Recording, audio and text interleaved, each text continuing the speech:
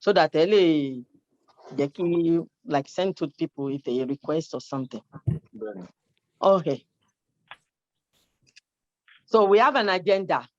Good afternoon, everyone. Good afternoon. My name is Fumi Olumade. I'm your event moderator tonight, this afternoon.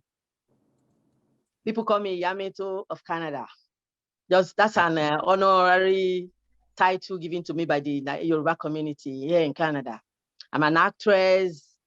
I organize the Yameko Cultural Fun Fair and Awards. COVID Oje Kashemo. I'm MC for all occasions. Alaga Joko, Alaga Duro. I was the first elected coordinator of OPU Canada, and I'm currently the organizing secretary of OPU North America, under the leadership of our OPU worldwide convener, Iba Abiodun Ige Gani Adams, the 15th Ààrẹ Ọ̀nà Kakanfò of Yoruba land, no gunfell. As we all know that knowledge is power, I want to welcome everyone to this symposium of knowledge about finance, as we host 3 of our members who are guest speakers today. They'll be sharing with us the wealth of knowledge that they have and their experience on how to build a strong financial foundation. So today's event is being powered by Odua Progressive Union Canada under the leadership of Mr. Olumide Fatuashe. So some housekeepings. First of all, I would like to advise that we mute our microphone to reduce the background noise. Also, if you are not speaking, please mute your microphone.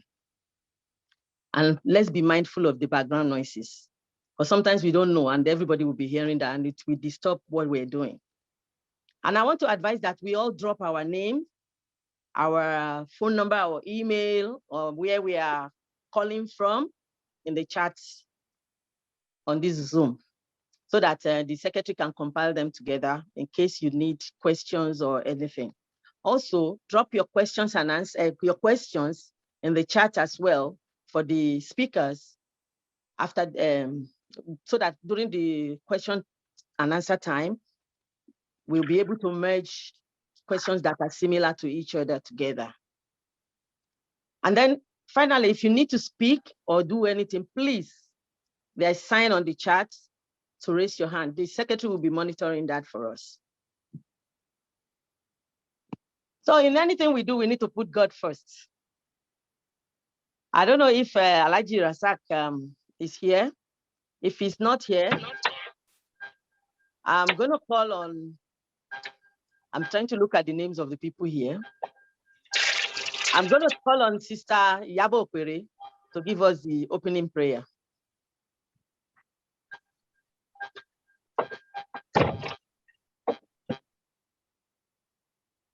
Is she there? Auntie Yabo, please unmute yourself and give us the opening prayer. Yabo Okwere. Maybe she's at work. Okay, not a good start. Okay. Mrs. Afolake Gaba, please give us opening prayer then.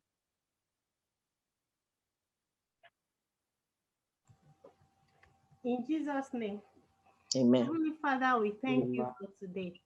We thank you for our association, and we thank you for everybody that are present at this time, that we're going to listen to all the information we'll be needing regarding our finances. Father, Lord, we commit all the speakers into your hands, that through them, we'll be able to glorify your holy name. Thank you, Lord. In Jesus' name we have prayed. Amen.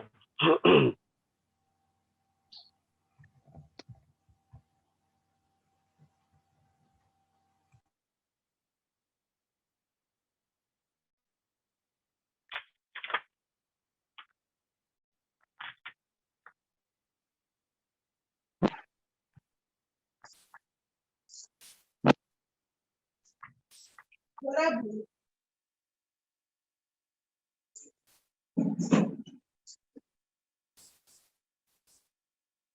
the moderator there? Unmute your microphone, please. Okay, I'm sorry. I just posted the Odua National Anthem on the chat. If you know it, please go along with me. If you don't know it, it's time for all of us to learn it. Ready? Roll. Iṣẹ́ wa fúnlẹ̀ wa, fún ilẹ̀ ìbí wa.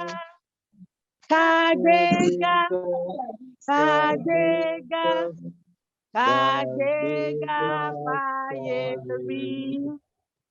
Ìgbàgbọ́ wa ni pé bá ti bẹ̀rù làbọ̀ mọ́.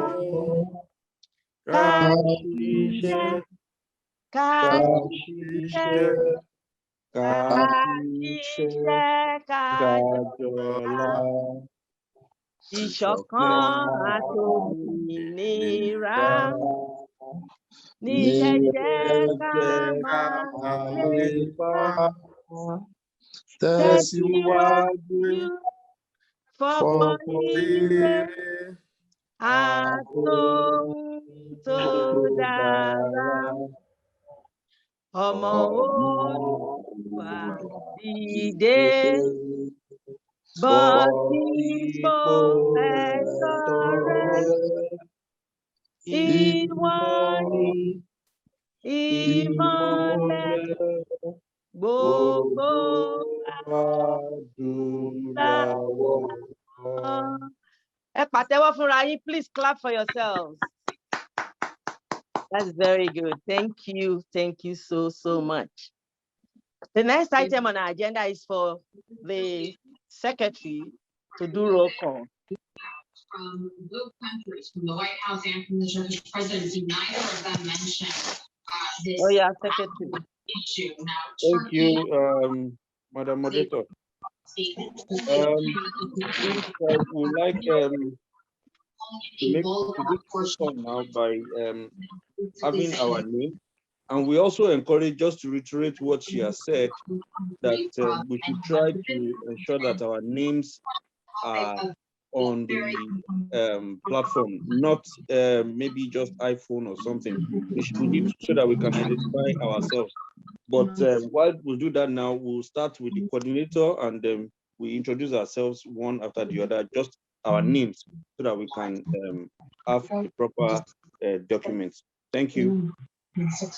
Over to you, coordinator. My name is Saul. Included forced migration. National My name is Olajide Olateru, Deputy Secretary, OPU Canada. Yeah, Adeoju, Odushola, National PR Canada. Thank you. My name is Afolake Gaba, Welfare Officer. My name is Otumba Olusegun Pupiton, OPU African Union Coordinator. To describe the Nazis. Dewale Adepoju, Baba Odua of Canada.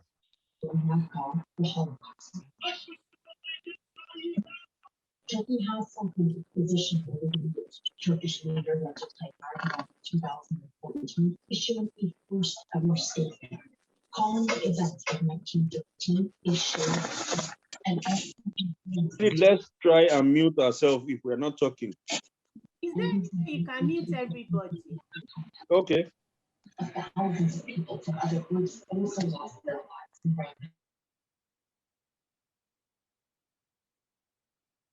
So please, if you are okay, Madam Moderator, please go ahead.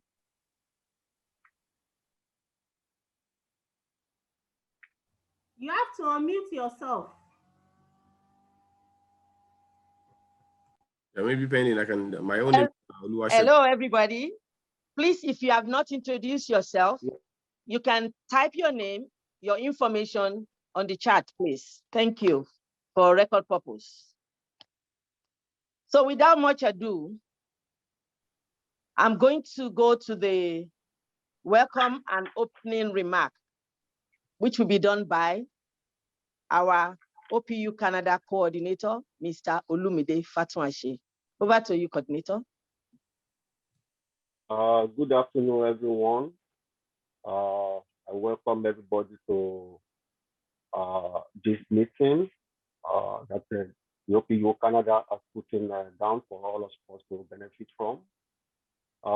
Firstly, my name is Olumide Fatunashe, the national coordinator.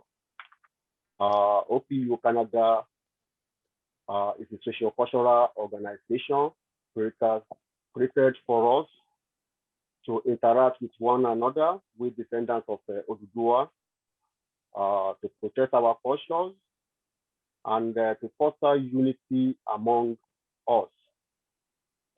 These are the some of the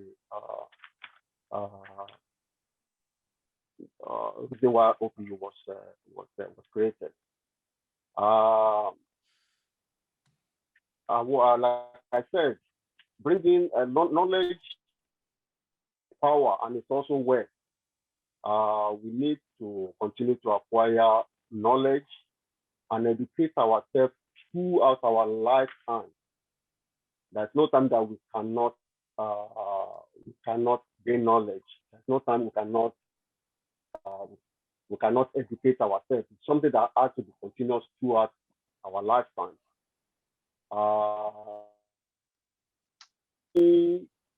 Information,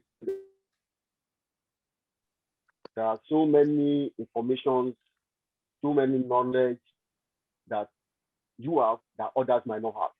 So interacting with one another, bringing this knowledge to each other is paramount, so that we will not be. This is the reason why the executive thinks. I mean, we discussed among ourselves. I think we should bring all these educational programs and knowledge to the doorstep of, and it is something that is going to be continuous. This time around, we'll be talking about how to build a strong financial, future for ourselves. And the next time it might be on health, the next time it might be on immigration, the next time it might be on other real estate and other aspects of life that touch us. So this is the reason we brought this group of professionals to us to transfer the knowledge that they have to educate us on the things that might be impacting our life. And I want us to conduct ourselves in a way that all of us will benefit from this. Let's be open-minded. Let's ask questions when time comes. And if you still need information, you can reach out to them after this program, and they'll be very happy to explain whatever you need to know to you. To thank everybody once again.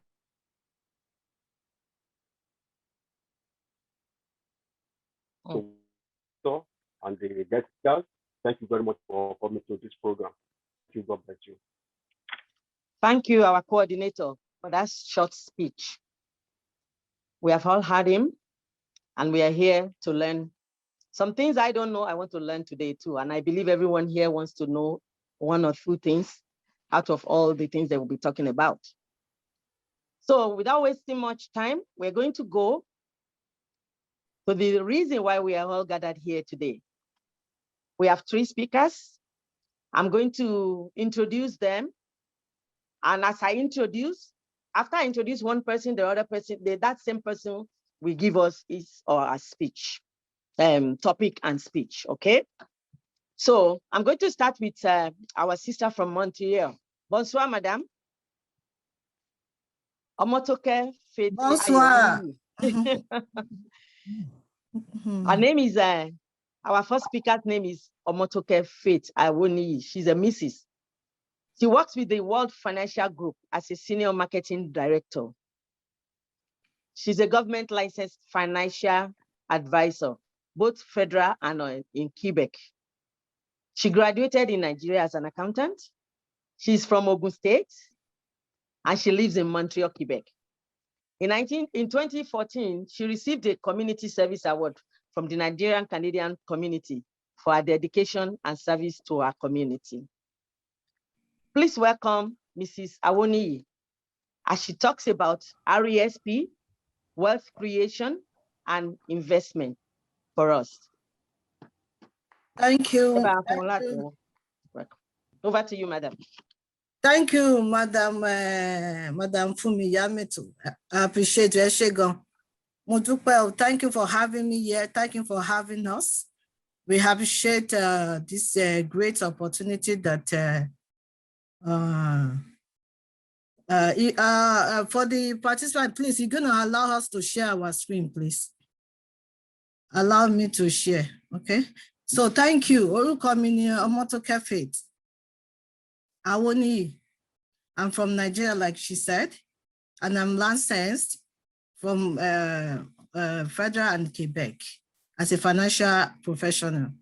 So thank you to Mr. our President. I will thank you for all the Secretary of OPC. On behalf of all of the speaker here tonight, we say thank you. We appreciate you. Thank you for giving us this opportunity to be able to share part of our knowledge. So it's about what we're going to share is more than 2 hours. It's more than 5 hours because it's kind of broad. But we're going to do quick as much as we can so you can call us. So I might be on July to call because all wide you going to about financial education and insurance. So I'm going to share my screen. If the host can permit me to share my screen, that will be fine. I've done that. Okay.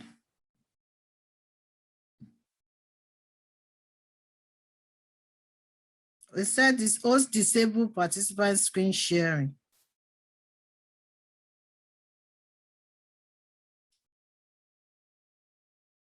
You have to, if you can do that, that will be fine.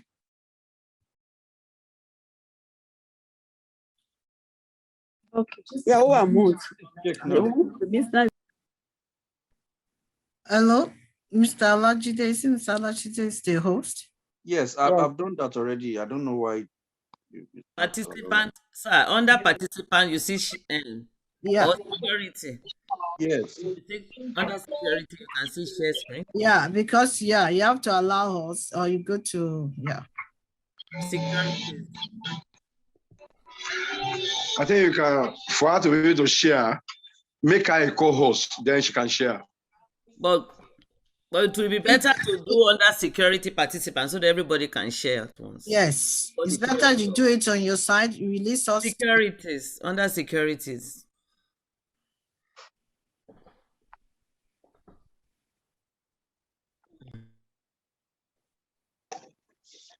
The secretary, go back to the settings. You will see it there. I'm right there. Okay. I don't know why. Go down. Yeah, you can go down to the security. You see it under there. When they add, is it host or participant? You just click on participant. Thank you, sir.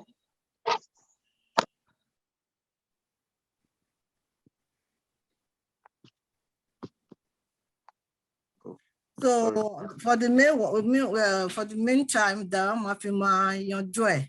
so we're going to talk about what we call how we can educate you on all financial aspects, how it works in Canada. Benefit lóyè fún àwọn ọmọ wa, fún àwa fúnra wa àti lọ́jọ́ alẹ́. How are we going to get benefit even when we are alive?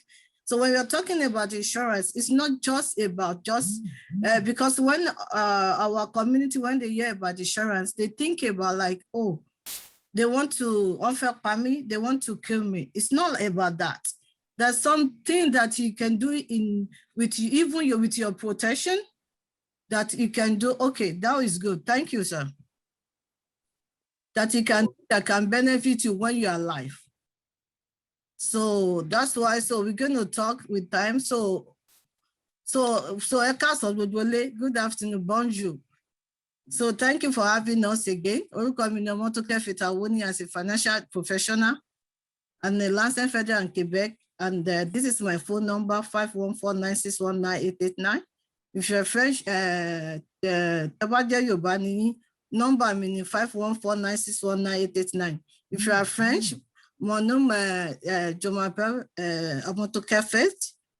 Mon numéro de téléphone, c'est 54 961 988. So you can call me and you can ask more if you have any question. But hello? Please mute yourself.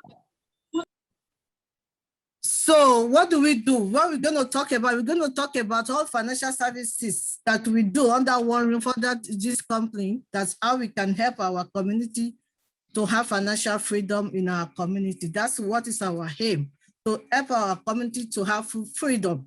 So that's why we do all this service with our Lancers. We can help you, any kind of mortgage, any kind of education plan, any kind of life insurance. With Lancers that we have, that I hold, we can do all this service. So thank you. So before I go ahead with my presentation, so about working it, just look at this thing. What's wrong with this thing? It's easy for us to insure our home, insure our property, our phone, right? But when we are talking, there's something wrong with this thing. But that's why we are here. We're going to give an answer to this. But before going to my presentation, why people say financial unstable? Because people are saying, I don't have money for the insurance. I don't do this. I need to save my money because no budget. And we close our mind. They're like, oh, I don't want to hear anything about what they're going to say about insurance, because we don't know that the insurance now is not just life insurance. It's about building your heart. So we no plan to increase income. If you have plans that go, I'm making 1,000 and somebody is making $10,000, and with your 1,000, if you know how to manage it, you can beat somebody that's making $10,000 per month. So that's why we are here. So because we don't have no action plan to start savings. So we're going to put you through how you're going to do that today, how you can do that today. So I'm going to focus on from especially 0 to 18, and I'm going to leave the rest of the our guests here to continue with the rest. So what comes to our mind? So I'm going to talk about wealth creation from education plan, how you can build your wealth through even the plan that you have. TFSA, RRSP, all that stuff about investment. So with financial education, you can get the most out of your money. When you have that good education, you can do so. But are you sitting down with the right person when you're doing your plan? When it comes to the brighter future of your child, there are 3 options to choose from. So about the education plan that I will talk about today, which is, we call it Registered Education Service Plan. And social insurance. If you have social insurance, you are qualified to this. Even if the mother, it doesn't mean that my status with the parent, but status or more only social insurance, they are qualified to this education plan. And that the 2 places that you can put it, either you can put it in a bank, or you can put it, there's some group outside that they call them group RUSP account. And you have self-directed RUSP account too. And I'm going to talk again, how you're going to put what for your child from the baby with the money that you're having, with the benefits that you're having. So when talking about group RUSP, because it depends where you are putting where you are investing your money. That's why when talking about group RUSP, this group, there are many outside there. That's only what they do. Only what they do is just education plan for the kids. When you do with them, by the time you are paying, you have to pay the enrollment fee. Your money for the next 2 years, for first 2 years, is for the agent. It's different from when you're sitting down with the financial advisor. It's for the agent that will come to your house or talk to you to do the plan. That is because they have to pay them. And when you pay like 1,000, 2,000 upfront from your money that you're contributing, like for, let's say you're doing $100, it has to go with them. That means lots of growth on the money that went towards the fee from the beginning, right? Typically, very conservative investors usually invest. Where are they putting your money that you are putting there? Are they putting it in the where it's going to go? That, okay, I want to put $10,000 with this company. Where, how far? Where am I going to? What's my return? Because you put them with them, you are limited. They limit you to the bonds, which maybe is going to be 2% or 3%. So must exceed the plan when child turns 18, which because it's about the contribution is started from 0 to 18 when you're going to go to when the child is going to join the college. They can have access to money, to the money for their education. The lack of flexibility money can only be used for only the education because that's what the government wants the money to be used for. But when we are talking about self-directed RESP account here, self-directed, that's the one that we can use our license for to do it for you. Maybe you have it already, maybe you have it in the right place, but we just say, just showing this one is up to you. You don't have to pay no enrollment fees up front. That means you can have the growth from day one, from your money that you are putting there. So you have many investment choices and flexibility, and you're going to have higher rate of return over a long time because your money is not limited to the bond. So funds can only be used for educational purpose also. Even if you do it, if you use our license to do it for you, you have control over the plan and investment options. It's where we need to check your tolerance, how you can invest your money, where the money is going to go to. So we can make sure that you multiply the money that you are putting in. It's not just putting them in the fund and you say, okay, I want the fund. I'm okay with this company. I'm okay with the bank, and they give you just 1%. When you have other people that can do better and they can do better with your money. So that is about the education plan. For the RESP, it's just 0 to 18. We can talk more. There's a lot of things to talk about that because of the time I'm going to cut. So with the money that there's something we call wealth account too that we can do for our children. We even do with the money that we are earning from the government. So when you do the wealth account for your children, money grows over a long time with dividend. We're talking about capital and dividends here. Child is protected from rest of their life from day one. Growth of money continues after child turns 18. This is different from education plan. This is wealth account. If you want to put wealth for your kids, you are welcome to do this. Funds can be used for any purpose, buying house or any education because it can use. But for the RESP, it's just for the education purpose. But this one, they can use this for anything. And it's good for your loved one.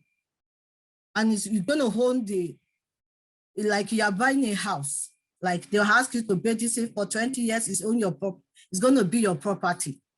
If you do this kind of wealth account for your child. Let's say each family in Canada, they get like 400 to 500 per child, right? In Quebec, we almost have around 12,400 for our kids. But in other provinces, like 10,400. Like, let's put this money to work for your child future. That $500 that you are earning, we can plan them that is going to be like generation to generation. So why are you so fast checking your savings account? Because some people are saying, oh, the money that I'm getting from my kids, I'm going to put them in one account for savings, for checking. You're just making the bank to get rich. They are just making use of your money. Why can't you make use of your money now and get money from your money? Instead of allow bank to get money from your money and they are growing money. I know it's safe because some people we are so scared of, I don't want to lose my money. So when you put your money in the self-directed RESP or investments, it's going to be tax-deferred growth, high return with a principal guarantee. And it depends on the project. Like I said, the payback is different. It gets so total grant up to 10,400. Others say per year you get almost 12,400. So and you get bonus up to 15 years. It depends on the child's age. So that's what we talk about RESP. So to save most for your child, brighter future, choose combination of self-directed RESP and wealth accounts. If you really want to plan for them, even the money that you are earning from the government, from them, you can plan towards that for them, for their future. I remember back home, our parents, they send us to school without getting anything from the government. But yeah, the money, we are just lucky to be here. So let's make use of that money for their own future so we can have a good generation. So let's say $100. Let's speak with $100 saving per month for child age under 5. Let's age under 5. There's something we call diploma, and it's only one company that's doing this thing. You're gonna have access to that diploma bonus. Let's say from age on, you're gonna contribute $100, which is for next 18 years under 5 years old. It's gonna be 21,000. And you can get 5,000 plus from the government, which is grant. This is from the government. This is the growth. It can be more than 5%, but let's say approximately 5% growth from this money. If you put it on this account, and this bonus is only this company that is doing it in Canada, and you're gonna get extra bonus. It doesn't come from bank. And it's this one you get from bank because this is your money, and this is from the government. The growth maybe is going to be 1%, but when you do it, you sit down with the right person, they're going to do it for you in the right place, and you get this bonus too, which is can give you 46,000 at the age of 18, just $100. Don't forget we can put up to 2,500 per annum, which is like 208 every month towards that, but it's up to you what you want to put. Let's say with 150, you can put. The result is gonna come like this. If you put 150, this is your money. You're gonna get more from the government. The interest is gonna grow. The bonus is gonna go higher more. And the total income, the more you put in, the more you get. That is it. It's from the government. So let's say at the age of 6 years too, some people that say, oh, my child is above 5 years. It's okay, even with $100, you're still gonna get something from the government. When you put 150, this is what you're gonna get. So it's better to do it when they are from baby. That money, let's make use of it so we can get more. What is our aim? To get money out from the government. Because if you don't open this account, you won't be able to get that money out. So that's the purpose of the money, of this education plan. So let me talk about the wealth account now because of the time. There's something we call about wealth account, which is like, it's protected, your child is gonna be protected from day one. And there's something we call, you put wealth for your accounts, they can use this one. Let's say you put $300 extra for them every month into this account. They will pay the money for the next 20 years and it's gonna be permanent for their life. This is what they call permanent whole life insurance. It's going to be permanent. You pay this one for the next 20 years for our baby, 300,000, and which is 3,006. You can do less. You can even do $50 for them. You just have to do this is just for an illustration. With just $50, you can do something for your loved one, for your baby. If you do this, paid off in 20 years, like the money will start growing, you can give them that benefit from day one, which is 300,000 from day one. They are protected and it's going to continue to grow like that. Can you see after 20 years, the money is already 422. With this money that you are putting for them. So when you do this for them, you are creating wealth for them. So after 20, what's happened? We can withdraw for education purpose. Apart from the education plan, they will get money from that. We open that one just to get the money out of from the government pocket. But this one, if you do it this on this side too, you get after 20 years, when you do this one, you can withdraw 5,000, or you can do it as a lump sum, or 20,000 per annum. Don't forget, it's your own. Until when you transfer it to your child, they can have control over this thing. This one is your own. We're talking about Trump like that. Because their parents, Trump in Canada, Trump in US, their parents, they planted good things from them from day one. That's why the money is multiplying. So if you do this kind of plan for them, it's going to give you, like, let's say they want 20,000 for their education. They can get that at the age of 20. It depends on the age anyway. After 20 years, they can get this. What else they can get from this thing? Even they want to marry, you plan everything. Even if they want to marry, they can get 20,000, withdraw 20,000 from this plan. Even at the age of 32, let's say they want to marry, they can get money from this. Okay, even when they have their own first baby, they can withdraw like money to take care of their children, 5,000. They can do many things with it. Even at the age of 40, let's say we want to, most average Canadian, they used to get their own mortgage at around 40 years. At the age of 40, look at this. They can get 50,000 from this same plan that you did, what you did in the past for them, to use them for their down payment. At the age of 44, let's say they want to get money more, they can withdraw to buy their own car. We did something that you did just for them for 20 years because you would work for them. We're talking when they're at the age of, look at this, at the age of 50, they can withdraw for starting a new business. They want to start their own business. With this account, they can withdraw 50,000 to start their own business.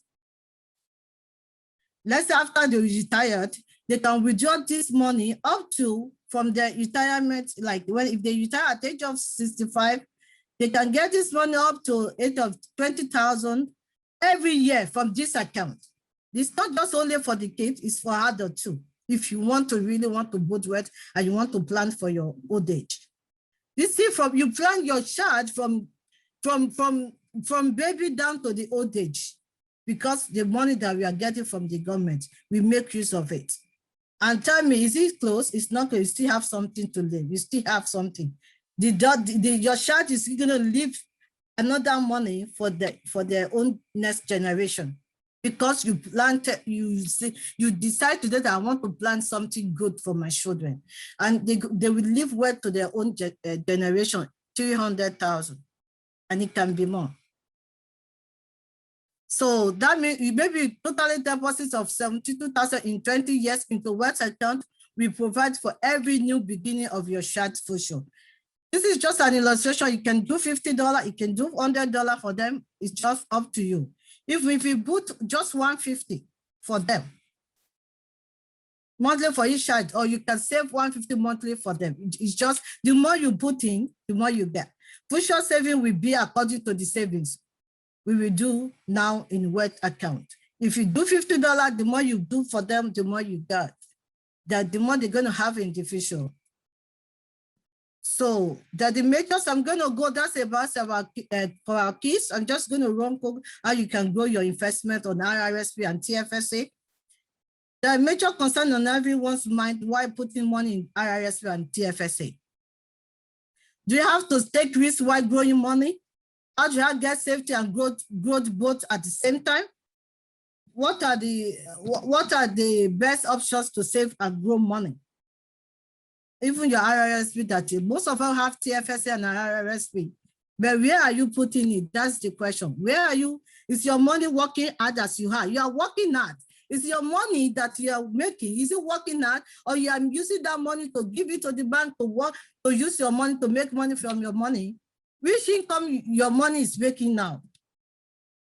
No interest when you put it on savings in your account. No capital gain, no dividend income from your money. You're just saying, I want to save in my account. I want to have savings because bank want to make money from there. It's good to save, but save the limits. Just know where you want to grow your money. If it's providing good, compared to what you must earn capital gain and dividends. We are talking about capital gain and dividends here. If you want to grow your money, when you see smart people in Western world now, they go more on capital gains and dividend. That's where you put their minds. How can I grow my money from my money that I'm making? Or your money in IRSP, you can do the same thing, even with the IRSP and TFSA. Do you know how to earn capital gain or a dividend, even on your money with the principal guarantee? Let me tell you, we are talking about guarantee here. When you put your money, sometimes I have a stock, I have mutual funds. Is there any guarantee in where you are investing your money? We are talking about capital gain, dividend, and we are talking about guarantee with it. Options that we have to expose to. We want to certify growth for safety. When you said, okay, I'm going to invest my money in a bank, which is GIC, maybe they're going to give you just 1% from your growth, from your money, because you want safety. Or you want to put it on the mutual funds, that you want to put it on the stock out there, no guarantee on your money. When you put your money there, but it can take risk because you want growth. Either we sacrifice safety for growth or we sacrifice growth for safety. Everything that you are looking for, we can have both safety and growth together in segregated fund. That's what they call segregated fund. You have capital gain, you have dividend, you have safety guarantee on it. They provide growth with capital and dividend, but with safety of principle. Only segregated funds in your RS and TFSA will provide maturity and debt guarantee of principle, growth with capital gains and dividend, potential for creditor protection that is going to bypass probate to transfer money to next generation. You don't want to put your money where the government, after anything, something happened to you suddenly, that you can't, your family cannot have access to that money. But when we use our license for you, we do it because you have beneficiary right away. Government does not have power over it. They're going to pay the money. Let me tell you, if something happened to you and you have your 1 million in your bank account, I'm telling you before unless you have your will. If you don't have your will, that means you don't have, it cannot bypass probate. Government is going to control your money. But when we do it and we plan you from the beginning, your money goes away to your beneficiary. What do we mean by potential for creditor protection? When we are talking that, like some people will say, oh, I'm going to declare bankruptcy. Okay, when we use our license for you with the power that we have with the license, no creditor can have access to your money because it's already with the beneficiary, especially if it's after 2 years, they don't have power. But when you have your money, you invest in the bank, they will hold your money first. When you declare any bankruptcy, they will hold your money, you have to pay them. So we just need to think and meditate where we put our money. So your IRS and TFL money in segregated funds will provide growth, safety, creditors, protection, and it's going to bypass probate. So where are you putting your money? Growth possibilities with segregated funds.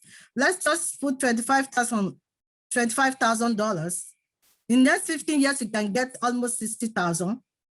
In the next 15 years, you can get like almost 70,000. If you put 50,000, it's going to go. It's just the way. This is rule of 72.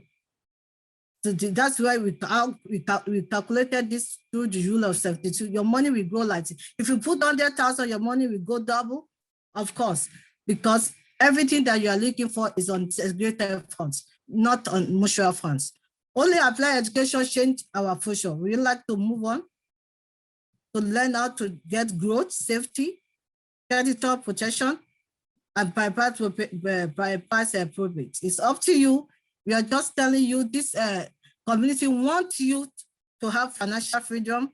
They want your family to have financial freedom. That's why they organize this thing. So for your social purpose, so you can learn how to leave a good legacy to your family. Thank you. That's all from my side. Thank you. Merci beaucoup. Thank you, everyone. Thank you very much, Sister Omotoke. Wow, that's a lot to really put in mind.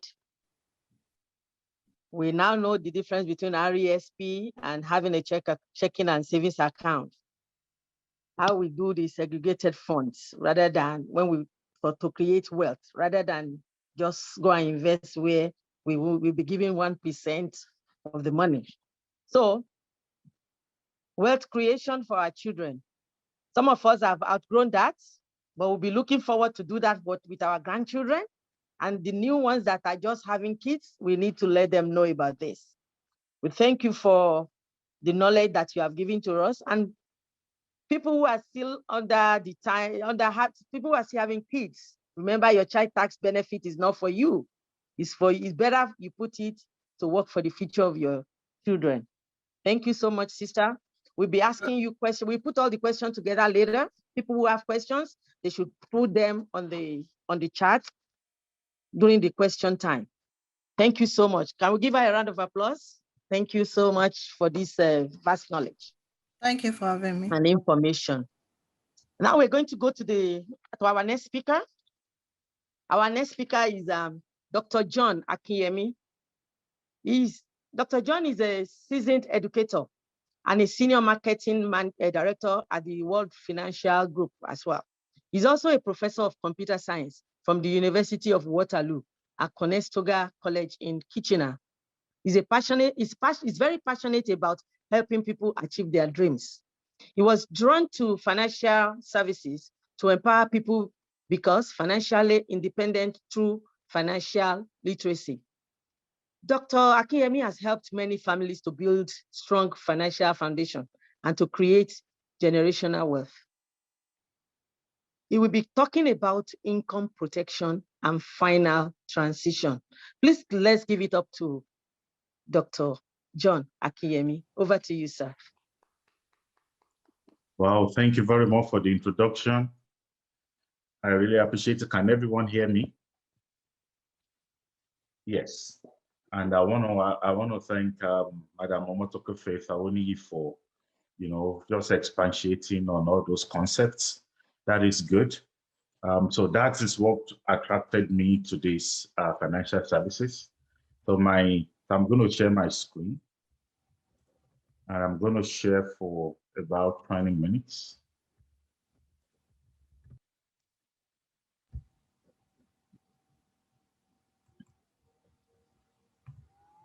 Okay, income protection and final transition. So I was talking about the power of financial literacy and financial education.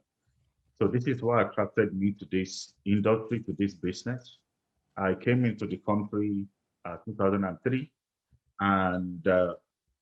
but I did not know all these things until 2018. So I wasted 15 years of my life.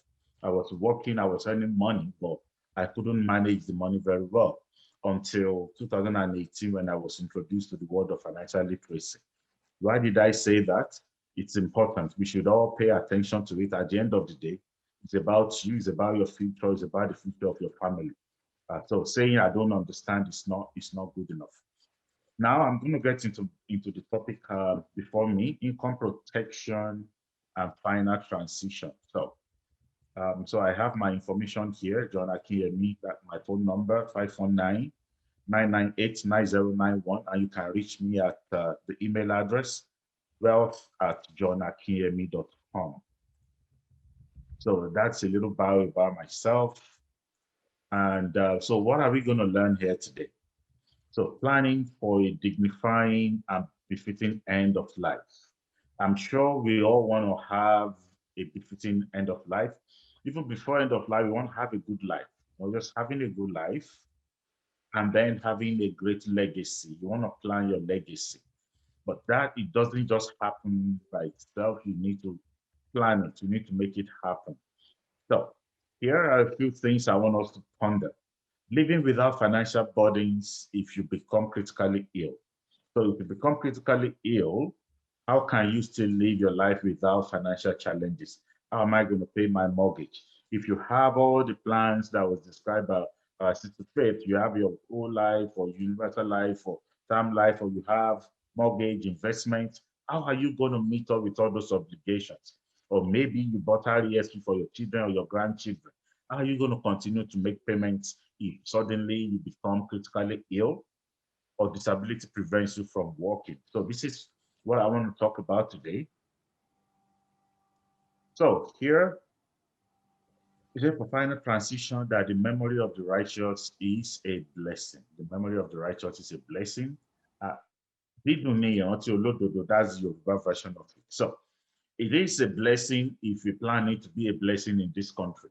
If you did not plan the final transition end of life, and the family and friends, they have to pick up your tab, they have to tax themselves to pay for what they did not plan for. There is no doing that one at all. There's nothing blatant there. So it is our responsibility and our choice to make sure that our final transition is a blessing to the people in our lives. Here is a quote that says, "Death is the only inescapable, unavoidable, sure thing. We are sentenced to die the day we are born." So the only person that's not going to die is the person that wasn't born. As long as we're born by our parents, eventually we would have to pass on to the next, back on to glory. So how can we plan for a glorious exit? So this is the big question before us this afternoon. So do you know that your family may need between 10 to 20,000 for final expense? So that's something to think about, especially if you want things to go in a particular way. So if you want your final expense, your final rights to be done in a particular way, you need to make provisions for it. Do you want to be buried back home? Do you want to be buried here? Where? These are all the things that one needs to plan. It costs money to do. So ways to fund final expenses. So there are different ways that people can fund final expenses. Some it's planned. That's the best way. You plan, meaning before we pass away, we have to think about it. How do I want my memory to be? For my children, what do I want them to feel about my passing to glory? For my grandchildren, for my generation, what do I want? You plan it. And if you plan it, you can have what they call trust. You can have a trust with the funeral provider. You can create a trust account that you put a bulk amount of money into, and when that happens, they will use the money to take care of things for you.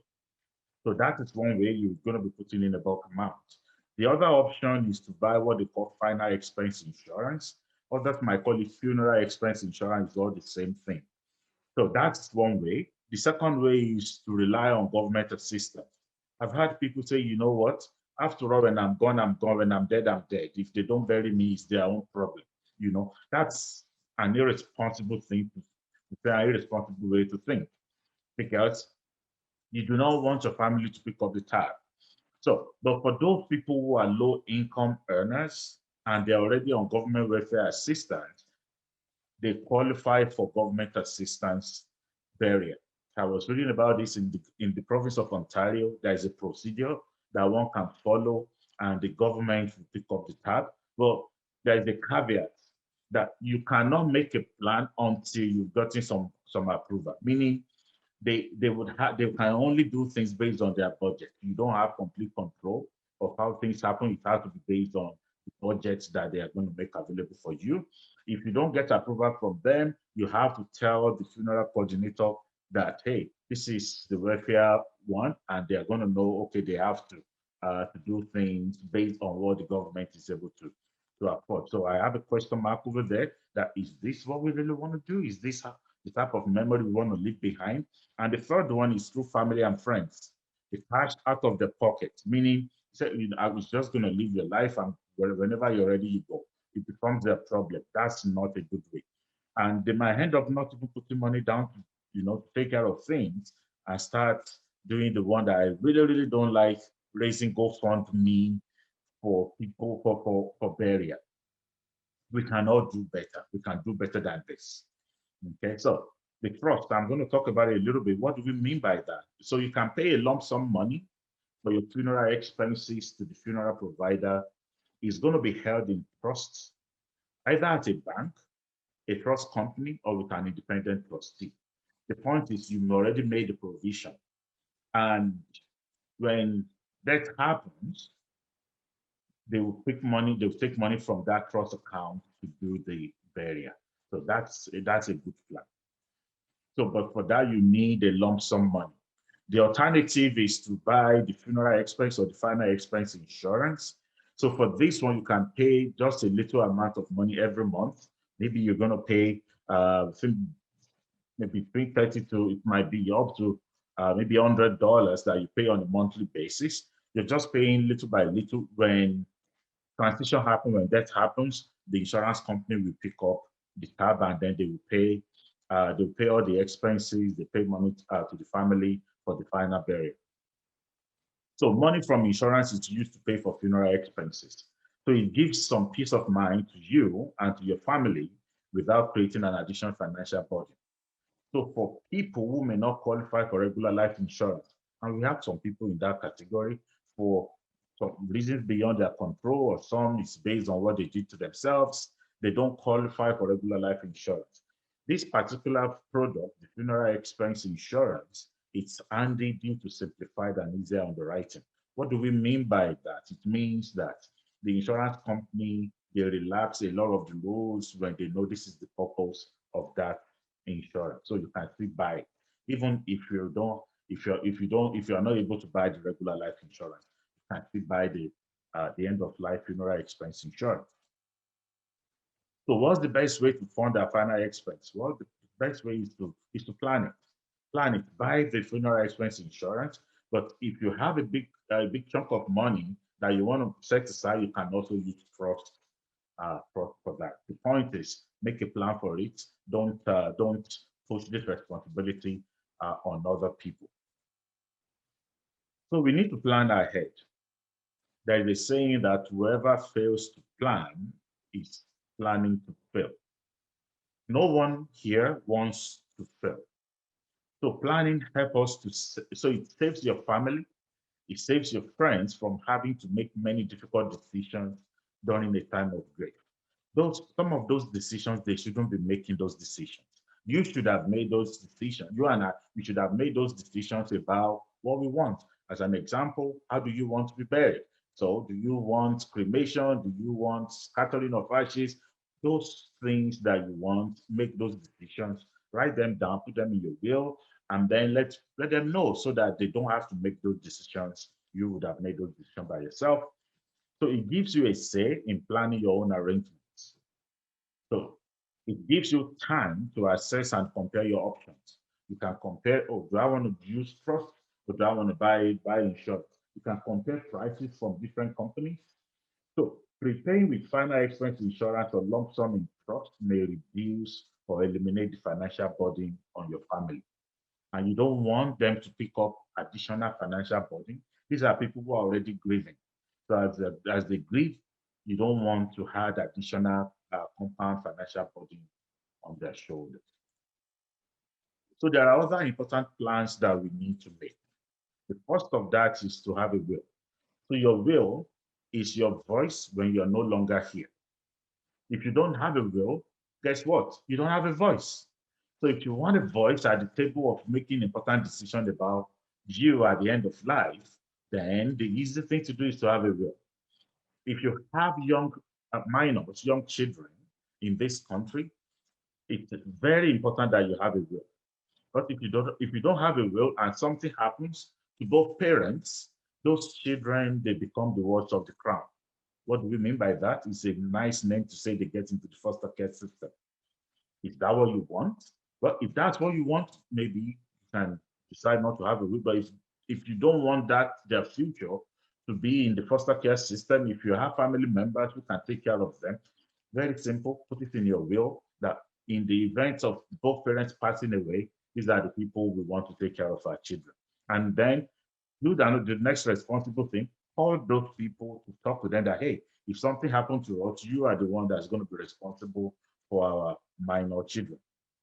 So we have other things that we also need to consider: the power of attorney, who should make important decisions for you if you are unable to make those decisions. What if those important decisions are related to your health care? What probably maybe someone is hooked to a machine on a coma, someone needs to make a decision whether to pull the plug or not. So you want to do your healthcare directives. If you are unable to make important health decisions for yourself, you will make this. So who will make this decision for you? It's better to plan this and have a conversation with those people that if this happens, this is what I want. So that any decision that they're making, they wouldn't have to carry guilt for the rest of their lives. They know that you made your decision. They're just making sure that they honor your decisions for you.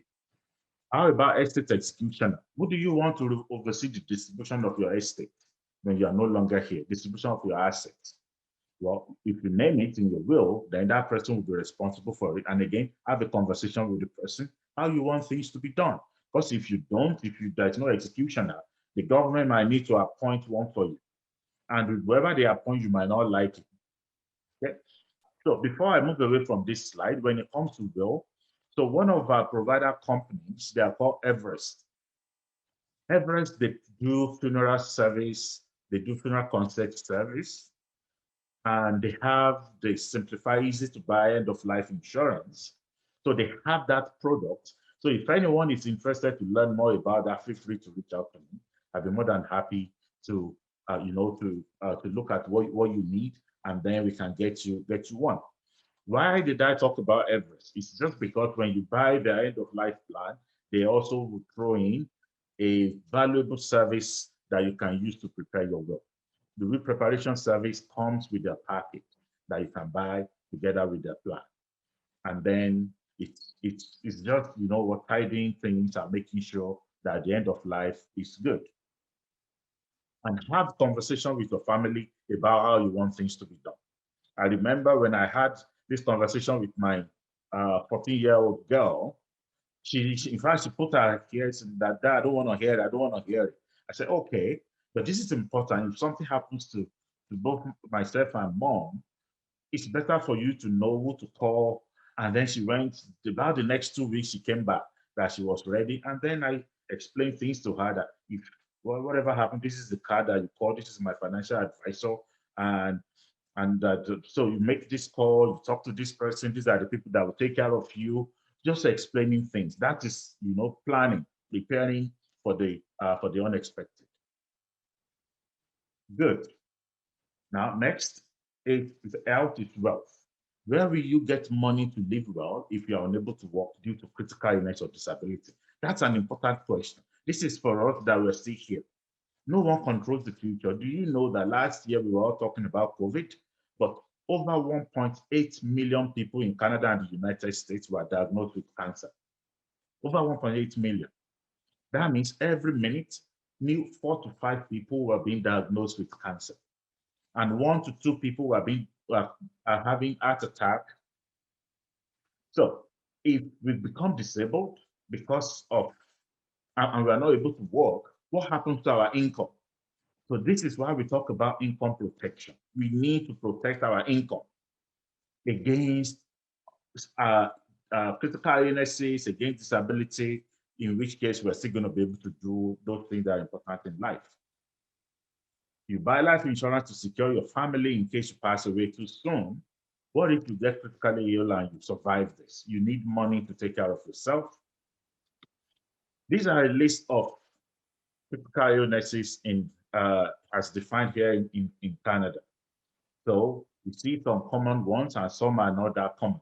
Cancer, kidney failure, heart attack, coma, a brain tumor, blindness, heart valve replacement, paralysis, severe burns, loss of speech and stroke. All these things, they are all critical illnesses. If this happens, and then you want to take time to stay away, do you have money to take care of your financial needs? This is where critical illness insurance comes in. Now I'm going to go down the lane of history. What's the history of critical illness insurance? Where did it start from? In fact, it was requested by a man. He was living in South Africa, a doctor, medical doctor, Marriott Bernard. So when he heals people, and then they go from his medical practice, he noticed that the people, they quickly rush back to work. And when they rush back to work without healing properly, then they become more sick. So what did he do? So he was motivated by the financial hardship he saw his patients suffer after he had treated their critical illnesses to convince the South African insurance companies to introduce a new type of insurance to cover critical illnesses. Bernard argued that as a medical doctor, he can repair a man physically, but only insurers can repair a patient's finances. This is the value of critical illness insurance, so that if we get sick or we cannot make income because of disability, we are still able to get a bulk amount, a lump sum that we can use to continue to live a decent life. Did you know that 1 out of 4 people will develop heart disease during their lifetime? 1 in 3 people will develop some form of cancer during their lifetime. 3 men and 4 women out of 5 will survive critical illness. And we need to heal properly before going back to work, because these people, they are mostly healthy. If something happens, and we may need up to 100,000 for us to take care of ourselves. What are we going to do about it? Where will you get this money from? Well, this is where critical illness insurance comes in. So if an accident or illness prevents you from working, the critical illness will kick in. It's a lump sum of money, and you can use this to protect your investment, so you don't have to break your investments. You can use it to still continue to make a good standard of living for yourself and your family. Critical illness insurance payout is going to pay a tax-free lump sum money if you survive a critical illness. But you need to take note, to receive this money, you need to survive the illness for at least 30 days. So, we're talking about critical illness. You can spend this money as you want. There's no restrictions on it. You can use it for extra expenses, time off work, to allow your spouse to take time off work, and for extra childcare costs if you still have younger kids. Now, the big question is, will you be confident that the doctor who diagnoses you is the best in the field? Some critical illness insurance plans, they offer advanced medical treatment and or access to the best doctors. You can use that money maybe to travel to the United States or another part of the world to go get some second opinion from medical experts. But without money, what do? We feel we don't have any option. Some critical illness insurance plans, they have riders. Some of the riders include what we call the ROPD, return of all the premiums paid on death. So it means if death happens, that's not based on critical illness, the insurance company will return all the money you've paid back to you. Well, sorry, not to you, will return everything back to your family, to the family. And the other rider is return of premium. So if you don't make any claim, within a certain number of years, you can request a refund of all the premiums back from the insurance company. So these are some riders that we can put on top of our critical illness insurance coverage. So there are broadly 2 types of critical illness insurance protection. There is the term and there is the permanent. The term might be term 10, meaning you're buying the chance to get this bulk amount of money for about 10 years if you have critical illness. Age 65 means at age 65, you want to buy this up to age 65. Age 75 means you want to buy up to age 75. So those are all term because they expire at a particular age. But the permanent one, it can get all the way all through life. So that we call that the T100. So the next question is, what if you cannot work because of a disability? So disability insurance steps in if you lost your income because of a disability. So it provides you, so the money from disability insurance provides you a monthly income. So remember, this is not a lump sum one-time payment like critical illness. This is monthly. So it provides you a monthly income to compensate for a lot of earnings due to a disability. As a result, you can continue to meet your financial obligations as well as cover expenses related to your physical condition. So disability insurance can pay up to 60% of your income. You check with your employer, you might have employer or group plans. So if you have that and disability happens, that's the one that will pay out first. So if you're a business owner or self-employed professional, it means you don't have this from your employer. It's important to put this type of plan in place for yourself. We also have another one called disability credit insurance. If an accident or illness prevents you from working, leading to a loss of income, you can use disability credit insurance. So it will help to cover your financial obligations and maintain your quality of life. Take note, this, it does not pay monthly. So it's different from the one that pays you monthly, about 60% of your monthly income. So this, it's only giving you money to pay for your financial obligations. So maybe you have a mortgage and then you clear off the mortgage. If you clear the mortgage off, well, you're not owing any money anymore, disability credit insurance will stay. So with the help of these monthly benefit payouts, you're going to be able to concentrate on recovery. And that's the key. Concentrate on getting better and not worry about money, even when the body is weak. So this is what I want to share with us today. And if you want to learn more, hear more, feel free to get in touch with me. Name is John Akinyemi. I have my phone number, 519-989-9091. Email address, ref@johnakinyemi.com. Thank you very much for allowing me to share this evening. And I pray we all live long and we live strong. Amen. Wow. Amen. Thank you. Thank you. Thank you so much, sir. This, wow. It's a lot to learn, especially with final protection, transition insurance. Our community, we know that we lack that. Every little things, we are begging for money to bury our people, which should not be. It's very degrading, but God will help us. Now that we hear from you, I believe that we have all learned something and we're all good. I'm one of them. I haven't done something like final transition. I actually talked about it with my children about a couple of weeks ago, seeing all that was going on in the world. And it's really, really important to have plans, at least set that money aside for our funeral so that nobody will be begging for us and they're begging for money to bury us. And we won't be government property. So thank you so much for this vast knowledge. Health is wealth. Also regarding our health insurance, like critical illness insurance. So if anybody has any question, please put it on the chat.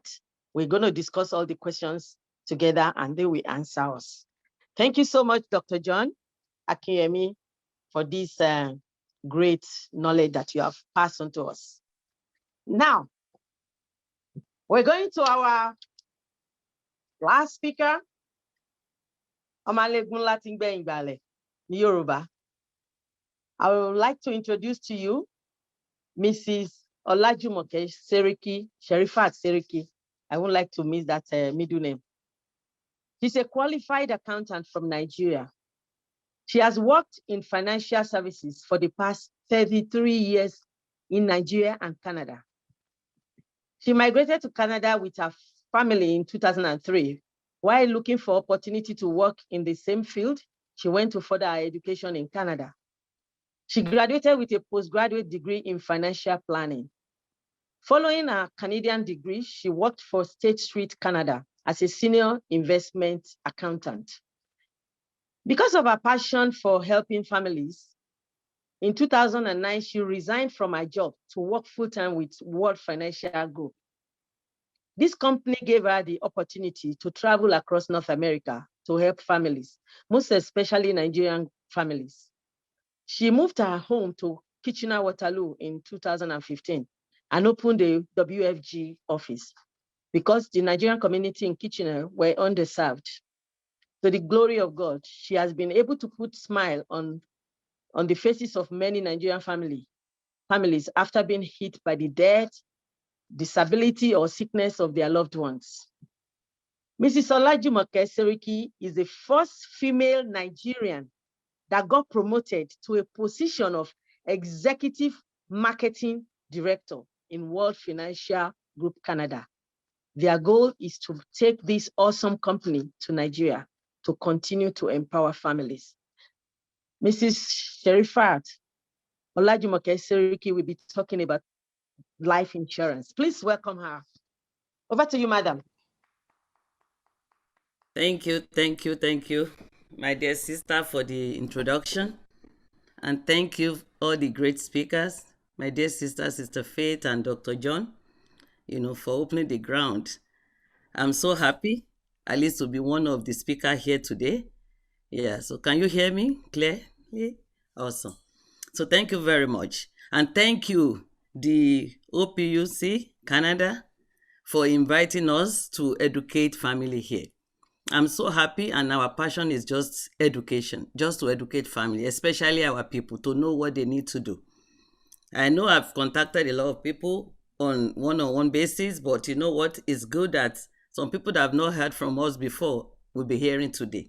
And the information we are giving today is for our knowledge and also to take action, right? We are not here because we want to sell products to you, but to educate you.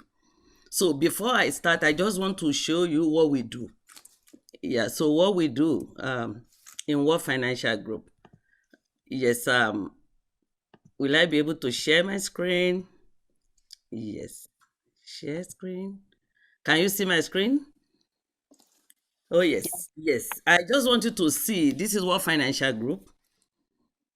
I'm licensed in investment, insurance, but we are not mortgage licensed. But you know what? We can offer you all these products. Why?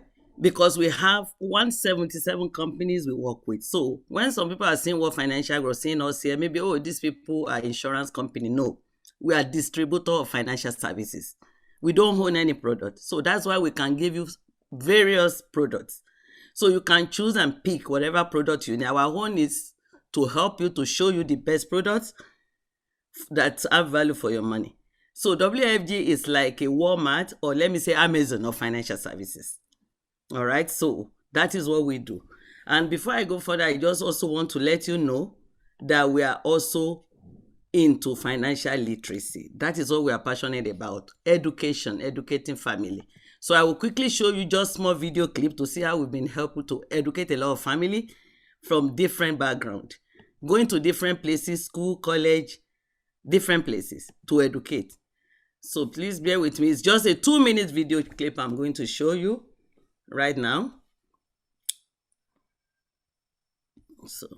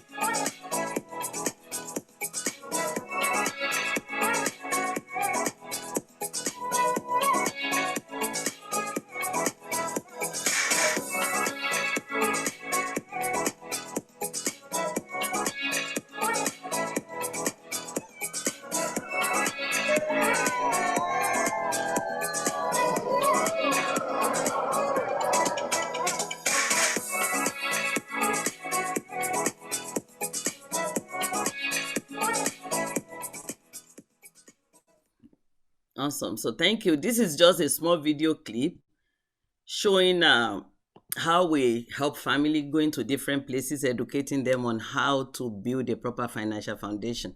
And you saw us, we are traveling the world, yes, because this company gave us opportunity to do that. Once we educate people, you know what? You are one of the top 5,000 in WFG. Every year, maybe twice, 3 times in a year, we travel to different places, you know, to come in and gather together, enjoy ourselves, and come back also helping people. So our passion is about helping. And what we are doing now, we are not a financial educator that will charge you for any service. I studied financial planning in Canada. What is the work of financial planner? We educate the rich people and they pay me per hourly or whatever I do. But you know what, with WFG, they gave us free. Just go and educate family, it's free. But let them take an informed decision. That is our passion, because a lot of people in Canada are retiring poor. They have no savings. Only 35% of Canadians don't even have any savings or investment at all. So that is why we are going around. You know, as we are educating family around, in Waterloo, we are able to educate, you know, Nigerian community, and that was how I got Dr. John to be part of my team. Educating the students, letting them know, and today we know our children there in that area, they are doing very well, fantastic well, buying their houses, coming out of school, no debt. So that is our passion, that's our joy. You know, and the opportunity this company gave us is any one of you can be part of us. Be there, just come and learn how to help yourself. We don't need to do it for anyone. Come and learn, and if you decide to hand, it's your choice. It's easy. It's something that any one of us can do. So thank you very much. I just say I should introduce World Financial Group if you don't really know what we are doing and what we are all about. So I want to start by sharing today's topic, which is about protection, right? So I'm going to share my screen now and share what protection is all about. So can you see my screen? So yes, what we are going to talk about today is building a strong financial foundation with proper protection, which is life insurance. As we said, my name is Olajumoke Sherifat Seriki, and my number is there. It's 416-543-7710. If you have any question, please feel free, call me at any time to ask your question. All right. So anyway, so I'm going to start by talking about building a strong financial foundation, which is protection. So this is a workshop. This is also, I would say, this is our presentation today. What we're going to learn here, we are discussing is how to have a strong protection plan. What is the relationship between building wealth and fulfilling your responsibility? Do I need life insurance? Most people will say, I don't need life insurance. You know, if so, how much do you even need? Or should I have? How much do you think I should have? What's the different types of life insurance? And how do you choose the most suitable for your family? So this is what we're going to discuss today. So what are the challenges that faces us? What if you get hurt, you get sick, or pass away? Passing on more debt to the next generation. Paying a lot of tax when I die, reducing the amount I will leave for my family. Most people don't even know in Canada that the dead people pay tax. Yeah, of them we are going to file tax and we are going to pay tax. So if we don't have insurance, our family is going to pay the burden. How do I know what is covered in my policy? Some of us, we have insurance. They just call us on phone, buy insurance, you say yes, and we sign. If I ask you, do you have insurance? You say, yes, I have insurance. One of my clients, you know, introduced me to someone, and the guy is so rich, and, oh, you know what? I'm good. I have insurance. I have $5 million insurance. The guy was sick, happened to die, and we realized that the insurance is called accidental death. Insurance you just buy from the bank and say, you know what, you buy insurance. Accidental death. So the guy died through sickness. Nobody's going to pay. So we need to know, what insurance do I have? How do I know if the policy is sold to me with the best interest of me in mind? Some advisors are going around, they only work for insurance company, and their goal is selling you insurance, and they sell whatever they have, even if it doesn't fit your need. So this is how to build wealth. When you want to build wealth in North America, it's like building a house, and we need to start from the ground up. What is the first thing we need to know? Proper protection in North America. They believe in insurance, but you know what? Where we are coming from, when we are building our own wealth, we start from the roof. We want to invest. We want to save. I want to save money home. I want to build houses. If we are saving money today in our bank account, And tomorrow, something happened to you, whatever is in your bank account is what you are going to get. But in Canada, they said start with building it properly with insurance. If you buy a house in Canada, you need to have insurance. If you buy a car, you need insurance. If you buy whatever, you need insurance, because they believe it's the proper protection, that you won't lose that asset if you have a proper protection. So insurance is what we call proper protection, is the first thing. So after having this proper protection, then you may move to debt management. You have debt, we are going to show you the way to reduce your debt and manage it. Then the third one is emergency fund. You need to save for emergency. 3 to 6 months income you are not going to touch somewhere. In case I have an emergency and I needed money. Then we need to move to investment, which is the last thing. I'm buying a house, I'm saving money, I'm doing different investment, I'm putting money in my TFSA and all that. So that is the last thing, is the roof. Foundation is insurance. We need to know. It's different from how we're building it back home. We need to learn the North America way of building wealth. So we also have what they call SCOF. What is SCOF? It's about my responsibility and my wealth. If you look at the left-hand side, when you are young, we are less secured. We just got married, we have young children, they need to go to school, we bought a house, we are having different things. We need a lot of insurance. So because why? Our responsibility is the high one. Wealth we cannot really save. So insurance will help us with all this part. So as we are getting older, when people say, you know what, I want to start saving now. Yeah, because responsibility is low. Yes. But when we are young, we need to take the care of both together. As we are building wealth, take care of your responsibility. That's why we need insurance. Anyway, so I quickly want to read this code for us. Why do I want to read this code? It's because most people don't think insurance is important. So this is the code that says, hello, I'm your life insurance policy. You and I have similar purpose in this world. It's your job to provide food, clothing, shelter, schooling, medicine, and other things for your loved ones. You do this while I lied in your safe deposit box. I have faith and trust in you. Out of your honey will come the cost of my upkeeping. At times I may appear insignificant to you, but someday, and who knows when, you and I will change places. When you are laid to rest, I will come alive and do your job. I may provide food, clothing, shelter, schooling, medicine, and other things your family will continue to need, just as you are doing now. When your work and labor are done, mine will begin. Though, through me, your hands can carry on. Whenever you feel the price you are paying for my upkeeping is burdensome, remember that I can do more for you and your family than you will ever do for me. If you do your part, I will do mine. That is Mr. Life Insurance. You know what? Life insurance, when people are paying for it, they think, oh, this is too much. Why should I pay? First thing, if they are short of cash, they cancel their insurance. Don't think of today, think of tomorrow, what life insurance will do for you. All right? So you need to know how much, what do I even need? There is a method we use to determine that, which is the simplest method. Not complicated at all. They call it DIME. You want to know how much insurance you need? You want to buy a coverage of 100,000 for maybe for a liability of 500,000, or you want to buy just a $50,000 coverage for a liability of 100,000. So that's why you need to know how much do I really need. So you need to look at this method called DIME. Your debt, write it down. Your income, multiply it by 10. If you have a house, what is your liability, your mortgage? Write it down. Education of your kids. Let's say kids that were just born now. Maybe we should just say about 100 or 120,000 for the education, because the child that was born the last 3 years need over 100,000 to go to 4 years education. So when you calculate all this for yourself and your spouse, you know how much you really need as insurance.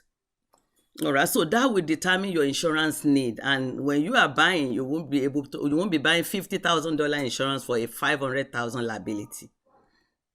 So how to buy insurance? Buying your insurance is no different from many other things you are buying daily. When you purchase insurance, do you know that it's like a unit cost? It's in unit. Like you go and buy sugar now in the market. What is it? They say maybe 60 cents per pound or per kilo. Or you are buying eggs. Eggs will be $2 per dozen. Gas about 80 cents per liter. Or movie $12 per ticket. Insurance, what do they say? Cost of insurance per 100. So that's how to calculate. Cost of insurance is calculated per 1,000 of the life insured. Anyway, so look at this. The cost of insurance goes up every year as you are aging. Look at if you are 35 years old, your cost of insurance may be $1 per 1,000. But if you are 60, it's about $8 because of age. So that's why it's good to buy insurance when you are young, when we are still healthy.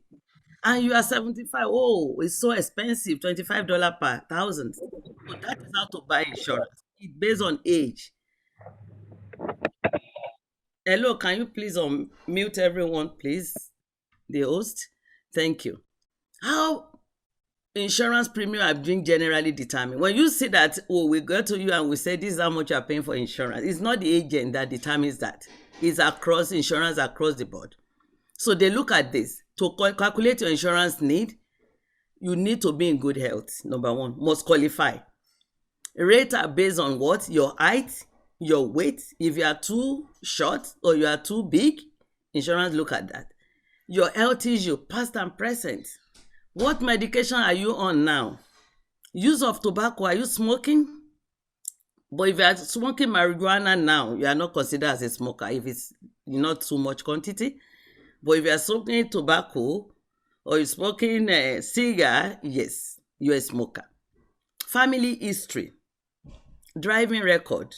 If you are a very risky driver, you are having so many tickets, they will consider that too.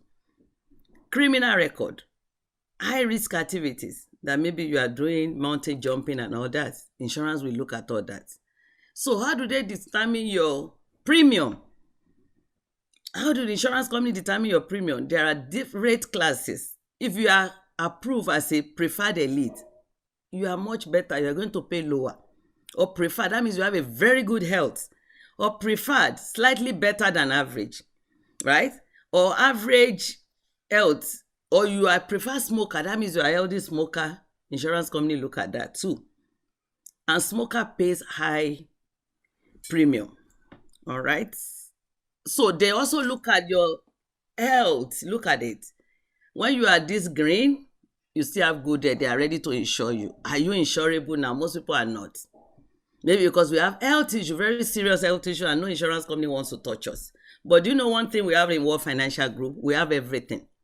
You have CPP insurance with us that is ready to take even somebody that have been diagnosed of cancer or have been treated of cancer for some years. Or they have one major health issue that they cannot even qualify. Even people with heart problem. We have insurance company that can take them. So are you insurable? It's important. If you are not insurable, no matter how much you are ready to pay to insurance company, they may say, sorry, we don't want to buy a claim. We are not ready to buy that claim. You cannot get insurance again. But good thing we have CPP, we can still help you with that. So anyway, we have 3 types of life insurance. There are 3 main types of life insurance. Just to life insurance. Number 1 is term. What is term? When you hear term, they call temporary. When you have insurance for 10 years or 20 years or 30 years, that is called a temporary insurance. It's going to expire. And this kind of insurance, you can renew up to age 75 or at most age 80. If you die at age 80, everything we pay for the insurance company is gone. Sorry, you did not die at that period and all the money is gone. That is term insurance. And we also have what they call whole life. Whole life is an insurance that is permanent insurance. Covers the whole of our life. And we also have universal life. Ask yourself, will I like an insurance for my entire life, or do I need insurance, cheapest insurance for today? Will I like insurance that will give me cash value, or I just want an insurance, or I want insurance that I can turn to my retirement benefit? You need to ask yourself. That is when you determine what do you need. Why do I want this? You need to know. Anyway, so term insurance, we can say term is simply type of insurance like renting. Do you know that if we are renting a house, apartment, one day we are going to live there.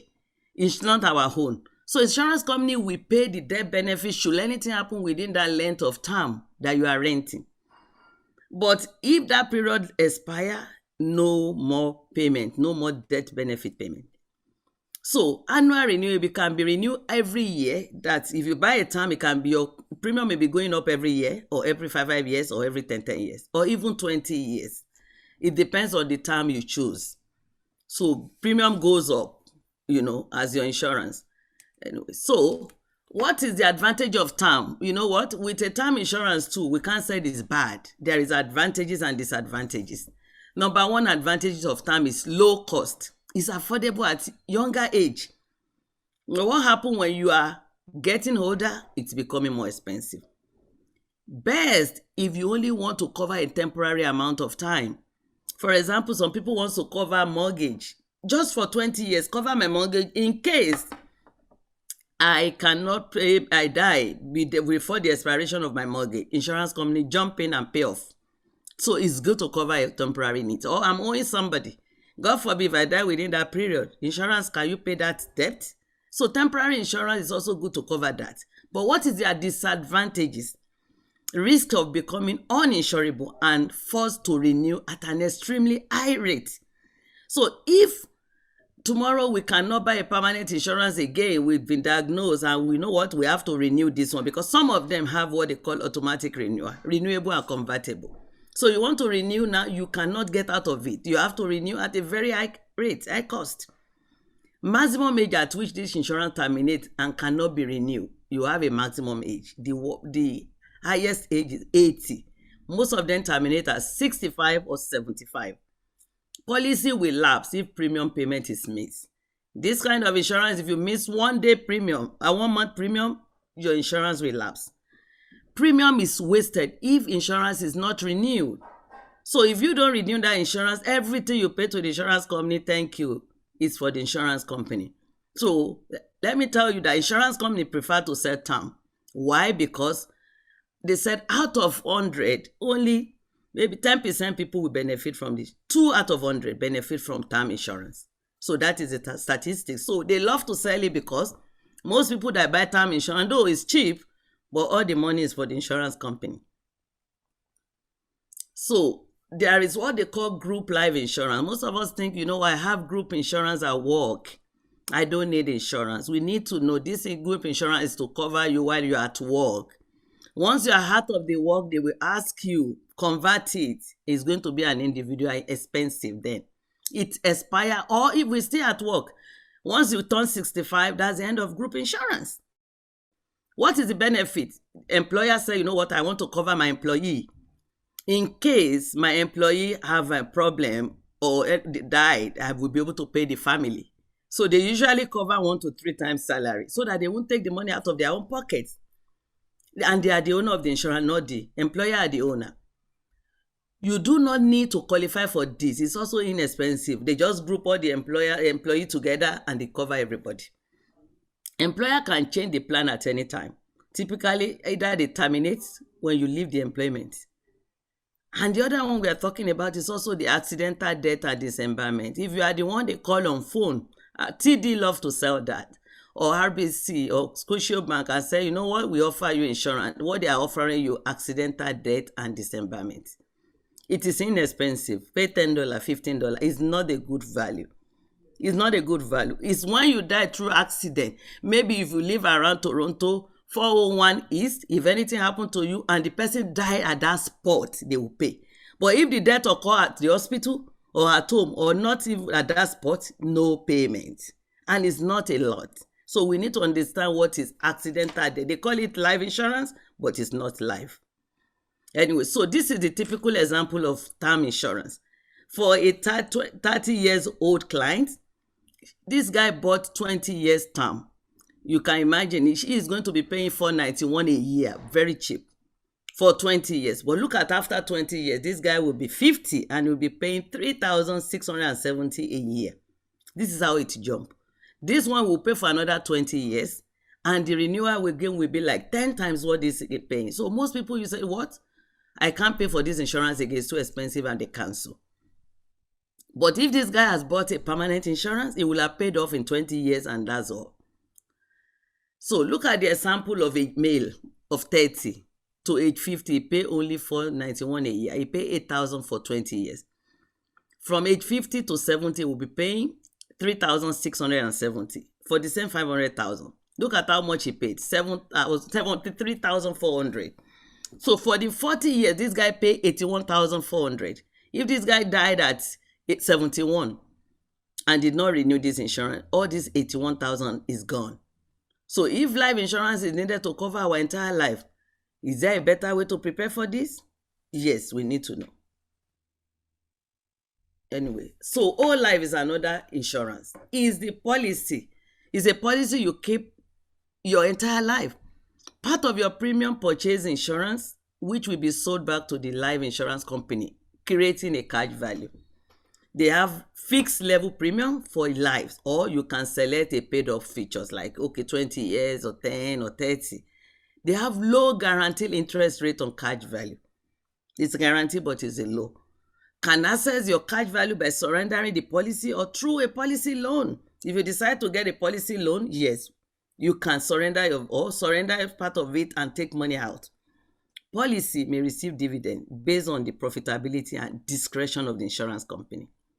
So dividend can be used to lower the premium or buy more insurance or add to the cash value or be paid back to the owner.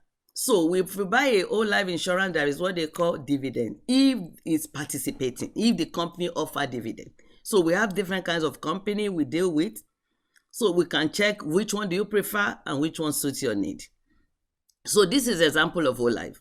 There is cash value, there is cost of insurance. It's as fixed premium. Some money is going to your cash value, some is going to serve your insurance. And there is another insurance called universal life. What is universal life? It's a hybrid of whole life and term. It is designed to last your entire life.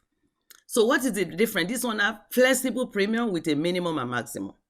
Some of the premium pays for the cost of insurance. The rest of it gets invested, indexed to a third-party investment company, and you invest, you're enjoying the investment. Allow flexibility of investment choices. And you can access cash value through withdrawal or also policy loan. So this is similar to whole life, but there are some differences which we're going to touch. What is there in universal life? There is flexible premium. You can go up or you can pay down. You can decide to skip some of your premium. It's flexible. So anyway, let me quickly show you typical example of universal life. This is also for a 30 years old, and he wants to pay till age 70. Instead of him buying 20 years term and renew every 20 years, he said, I need a permanent insurance. He wants to put $300. So look at the minimum this guy can put in, $2,231 a year, which is less than 200. But he said, I want to put 300. Maximum they are allowed to put is 17,000. If the guy said, you know what, I just want to invest my money tax-free or have tax advantage, this vehicle is also good for that. So look at the illustration of this guy. He contributes $300 every month for 35 years. You know, he turned 65 and look at it. He has fund value in this account. The annual charges is just the cost of insurance. You can see it's so minimal. The remaining is invested and there is cash value. This guy can take out cash from this insurance. And there is living benefit. God forbid if I have any critical illness or disability, I can go there and take money. Or if I die, I have that benefit. This is growing. Look at this guy. At the age of 100, he has over 2 million if he did not withdraw money. So that is universal life. Anyway. Throughout life, 4 things will definitely happen. Number 1 is either you will have financial emergency, we are going to have financial opportunity we have to put money, or we stop work, or there will be debt. So what can you use to cover all this? They said life insurance can be the Swiss Army knife of the financial industry. Anyway, so which one fits you? Whole life or universal life? Whole life have fixed level premium Universal have flexible premium. Whole life guarantee interest rate, Universal Life potential market growth. Both are creditor protected. Owners can be a person or can be a corporation. Tax deferred growth, both of them. You tax-free death benefit. So do you want a guarantee that you are not going to be poor, or do you want to be rich? Which statement suits you better? So pick one of the statements and get back to your advisor to ask more about this. So question, should you buy insurance? A life insurance policy with the rest of your life in mind, or how long will you live? Will you want or need it in your senior retirement year? Will you need life insurance to pay estate taxes? Whatever your answer is, you need to know, and this is what will determine what kind of insurance you are going to buy. Knowing what you know now, will you make any changes in how you handle your insurance? This is a question for us. Anyway, I just want to end with this, that remember, insurance is not a right, but a privilege. What do I mean by that is, we cannot say today, I want to buy insurance, and if we are not healthy, we did not qualify, nobody is going to touch us. But we have the privilege of, if we are healthy, we have the money, we have everything, insurance company is ready to take us, that is where we can buy insurance. Insurance is a way, it's a tool to make money. Two things you can do with your insurance. If you want to use insurance to cover your risk, you can do that. Or you also want to use insurance to build wealth. It's a great way of building wealth. In North America, if you are looking for tax advantage vehicle, let me tell you, look at TFSA, look at life insurance policy, permanent one, and buy your first home. When you buy your first home, your principal residence, even now the market is high, your first home become double. Government is not going to tax you. So look for tax advantage vehicle to invest your money. So thank you very much. My name is Olajumoke Sherifat Seriki. I'm a proud world system builder. I'm passionate in helping family, and this is my goal. Thank you very much. Thank you so much, ma. I don't know why my face is not showing, but I think a problem from somewhere. I just want to say a big thank you to Sister Jumoke Seriki. We have heard about life insurance. Is it whole? Is it universal? Is it term? And I'm getting it that, hey, universal or whole is very important. It's not a right, but a privilege. So whichever way, whichever type of insurance that individual deem fit, you have to contact our speakers today to get the right one for you. It's not too late for anyone from 0 to 100 years. Thank you so much for this wealth of knowledge that you have all given to us. I'm sorry that we ran late of our time, but I want to indulge you to please give us probably 15 minutes to add to the time we expect to finish at 4, but we couldn't because we started late. And then everything that they were talking about, we cannot even say, hey, stop, because they are very, very important for us to hear. So this question time, actually before questions, I'll give it up for Sister Seriki as well. So I'm not partial. Thank you so much, ma'am.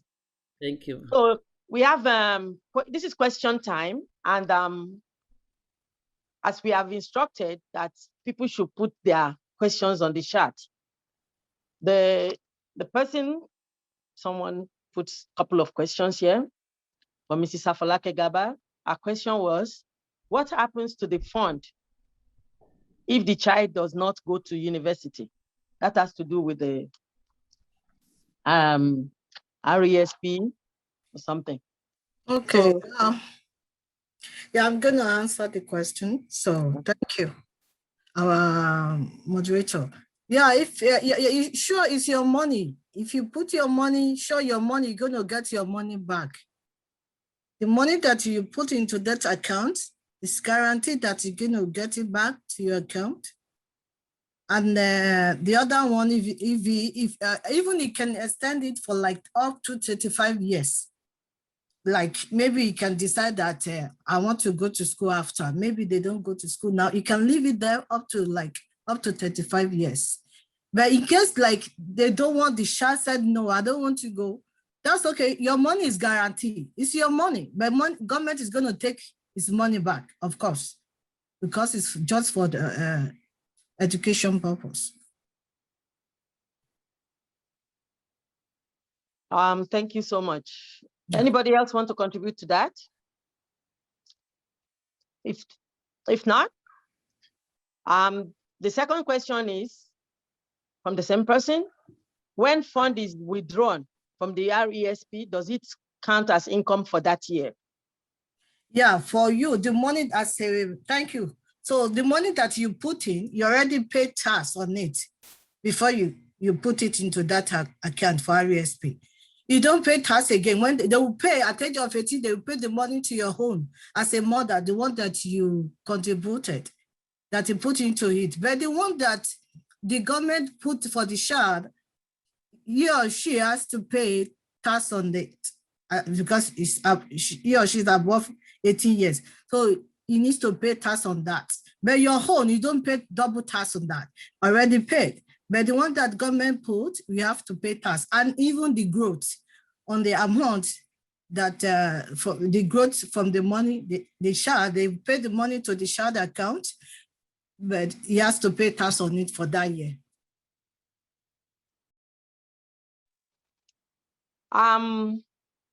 Nobody has put questions up again. Is there anybody who have question for Dr.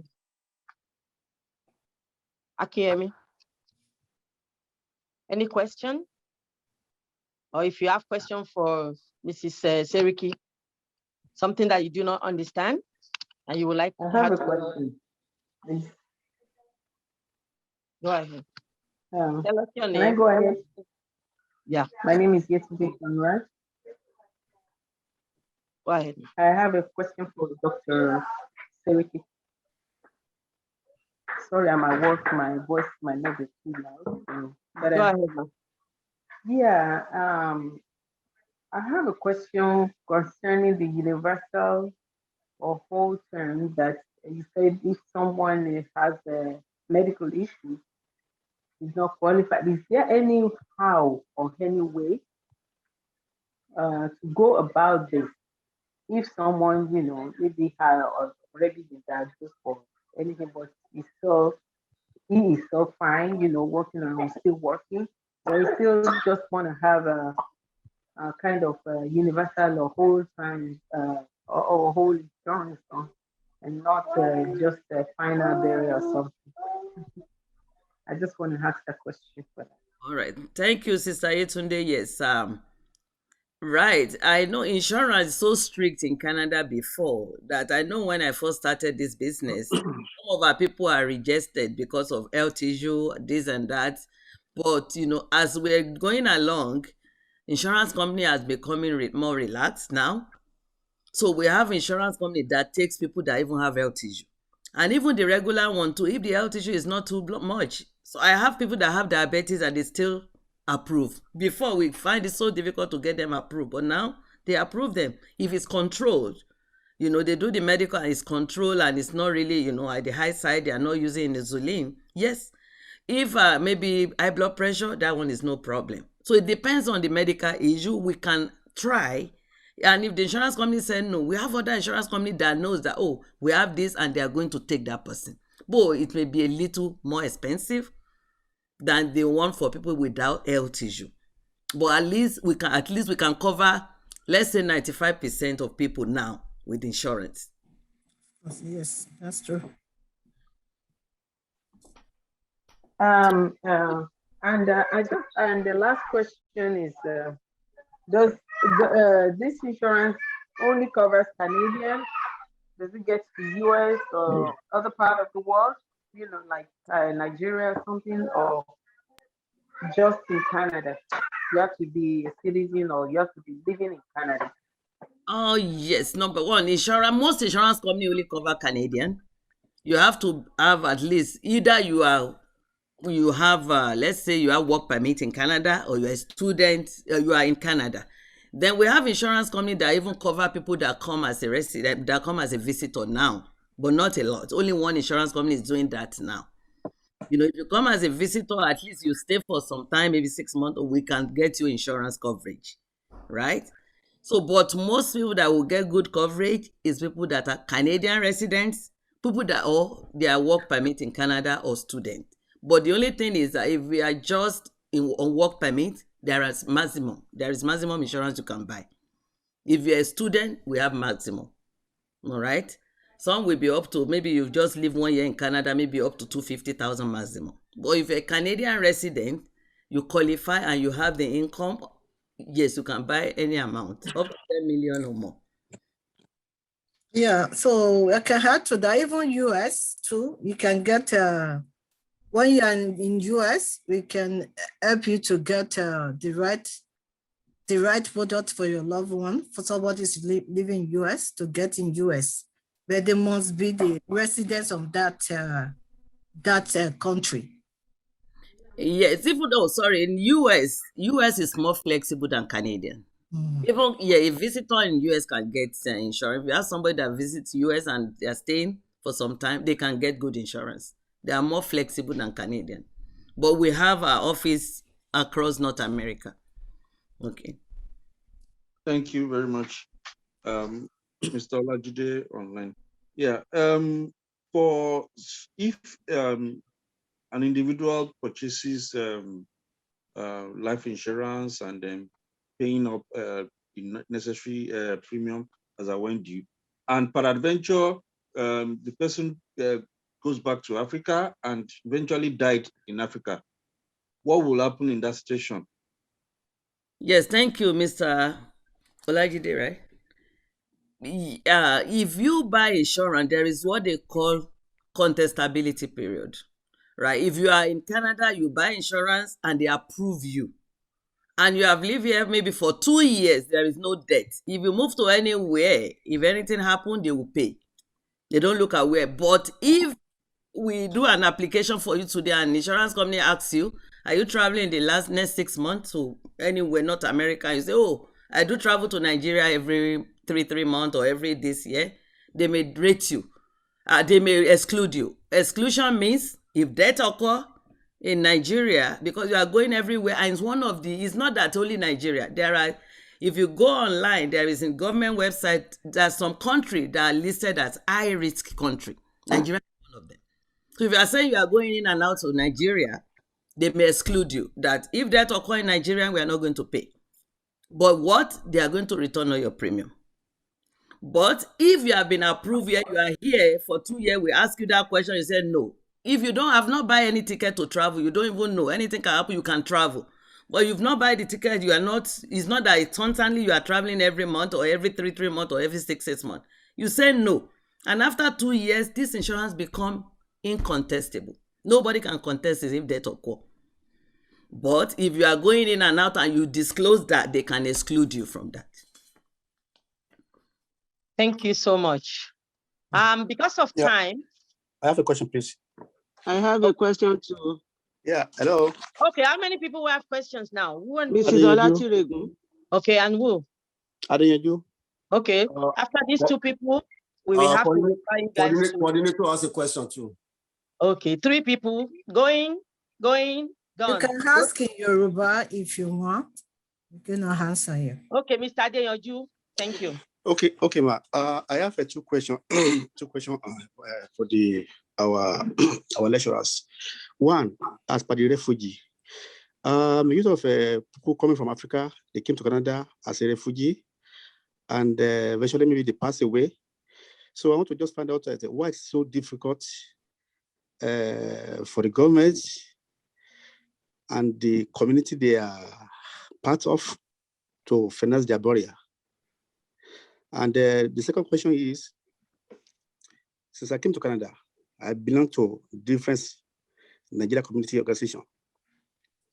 And when one of the members passed away, we just have to be contribute money, we sometimes frustrated to some members. So though we are trying as much as possible to encourage the individual insurance, but people fail to do that. So is there any room like a group insurance for association? Maybe they can explore in case of any eventuality happened. I think I believe that that's one of the reasons where we are having this kind of forum today. Yes, sir. So, Mr. Olumide, your first question, you said, why is it difficult for government? Yeah. Mr. Adeyanju. Mr. Adeyanju? Yeah. Yes, to bury somebody that died in Canada. If Canadian government say we are going to be burying everyone, and you know the cost of burial in Canada is not like Nigeria, it's even more expensive, especially if it's not a Muslim, it's a Christian. You know how they bury here? Government provides solution, it's only 2,500 they give. But that is why they said everyone must plan for themselves. When you buy a car now, they will tell you we must buy car insurance. If not, they catch you, you are going to pay 5,000 fine in Ontario. So same thing with your life insurance. Nobody compulsory it, but if you're coming as a refugee, they allow you to open an insurance. You can have insurance. You know, that's why they say you need to understand that you are in this part of the world, take care of yourself, right? Instead of us giving the burden to other people, you can see that most of us in Canada, we don't even have money. After they pay their bills, they don't have any money left. And they say, if somebody died, come and contribute. You contribute. At the end of the day, everybody is broke. But if you can just take small money out of our hand and say, let me put it in insurance, even if it's $50, $100, let me cover myself in case anything happened to me. Something is there to do that for me. So that is the education we are giving family today, that we all need to protect ourselves. We all need to take part of our hand money and buy insurance and protect ourselves. Have something in place. Either you come in, you are just 1 month in Canada, you have opportunity to buy insurance. You are just 1 year or whatever. Whatever you can purchase, even if it's only 50,000, at least it's going to cover burial.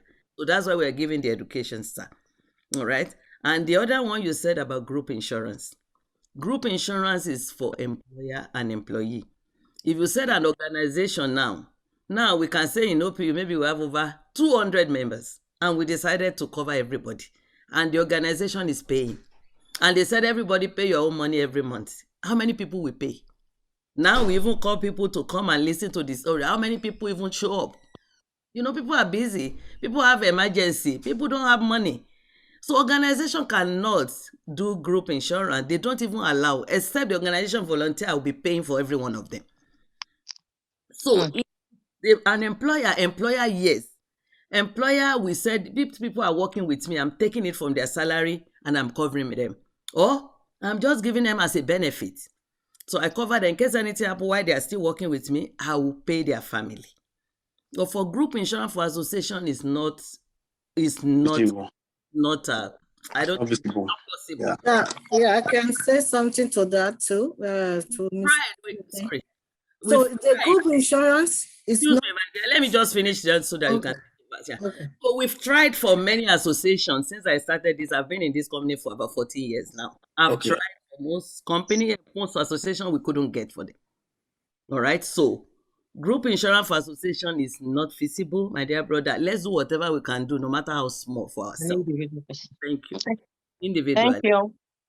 Mrs. Omoto, Mrs. Awuni, you want to say something? Yes, I want to say something about that too, because for the group insurance that for this community, or maybe you belong to any community outside there, if they don't have any income, how they cannot pay for your insurance. That's why that group insurance is not possible, because they don't have any income. For your employer, because they have their income and they are working in a company, and have something to show that we have the income. That's what the insurance company can provide for them. But this is just community something, and it's a voluntary something. There's no up to approve. That's why it's not possible. And it's Thank you very much, ma'am. No. Thank you.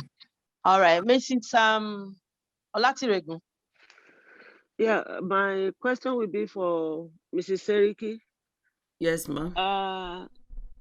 Number one, I just want to buttress your point. When I wanted to buy my life insurance, these people, like when I put in the application, they went. I don't know how they got it. And they said within 1 year that I've been to Nigeria like 4 times, they said they are not going to approve me unless I am in the country for 2 years at a stretch. I didn't travel. That was after which they approved. So they didn't approve because they went, I didn't report that I traveled to Nigeria, but they got it in their own way. And they stopped it until after 2 years that they saw that I did not go to Nigeria once. That was when it was approved. Then the second thing is, I want to ask if one has a life insurance already, is it possible to get another policy? Sure, ma. Honestly, there is no limit to how many policies you can have. I have more than 10 policies. Whatever you see, oh, this one is good for me, you can buy. You know, it's like you are buying a house. So can anyone stop you from buying different houses? If you have the money, my dear sister, you can buy as many as you want.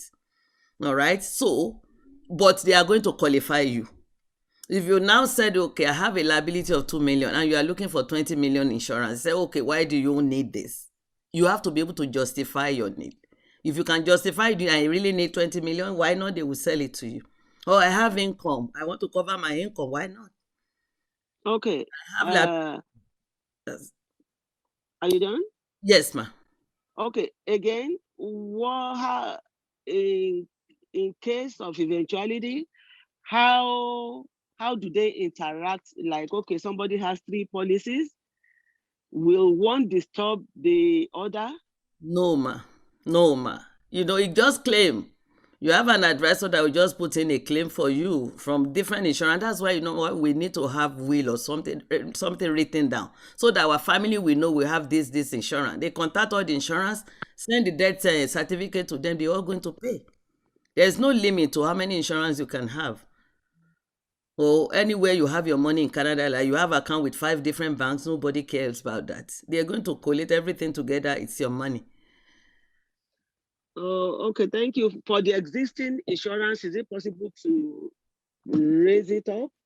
Oh, yes, ma. You can have additional insurance, but it's going to be based on your age today, ma. Okay. If you had that insurance 10 years ago, this insurance today will not be the same premium again because of your age. But you can buy, you can increase it if it's the same insurance company. Okay, then. Thank you. Thank you. Thank you so much. Now our coordinator is the last person to ask the question. Thank you very much, everybody. My question is going to go to Dr. John, because this is one of the things that is impacting our community greatly. Over the years, I knew how much people, I can't even count them, that we've buried, that we have to be soliciting money here and there. Please, oh, we have to bury this, or we have to bury that. Or next month, if another one happens, we still have to go back to the same set of people. So, and that's one of the reasons why we put this kind of program together. I would like our professionals to explain to us if you put in for like a burial insurance. And I know if you have an agreement with a funeral home, they will tell you how long you have to pay or whatever. But with insurance, I don't know how it works. Do they give you, oh, you have to pay for 10 years or before you can be qualified fully, or once you get the insurance? If you get insurance today and maybe a year or 2 years along the line, you've not even finished paying, something happened, are they going to pay to bury you, or they just going to give whatever you have contributed to your family, and your family has to go get the rest with it, or I don't know how it works. So these are the questions that we want them to explain to us how it works, because I know Nigerians, we don't want to talk about death. We are so scared, we like to enjoy life, that we don't want to talk about death, and that's why we don't make preparations. But people that we live with here, they plan everything from they were born until they will die. Even people will even plan to the extent that the flower they will put on their coffin, they will have bought everything.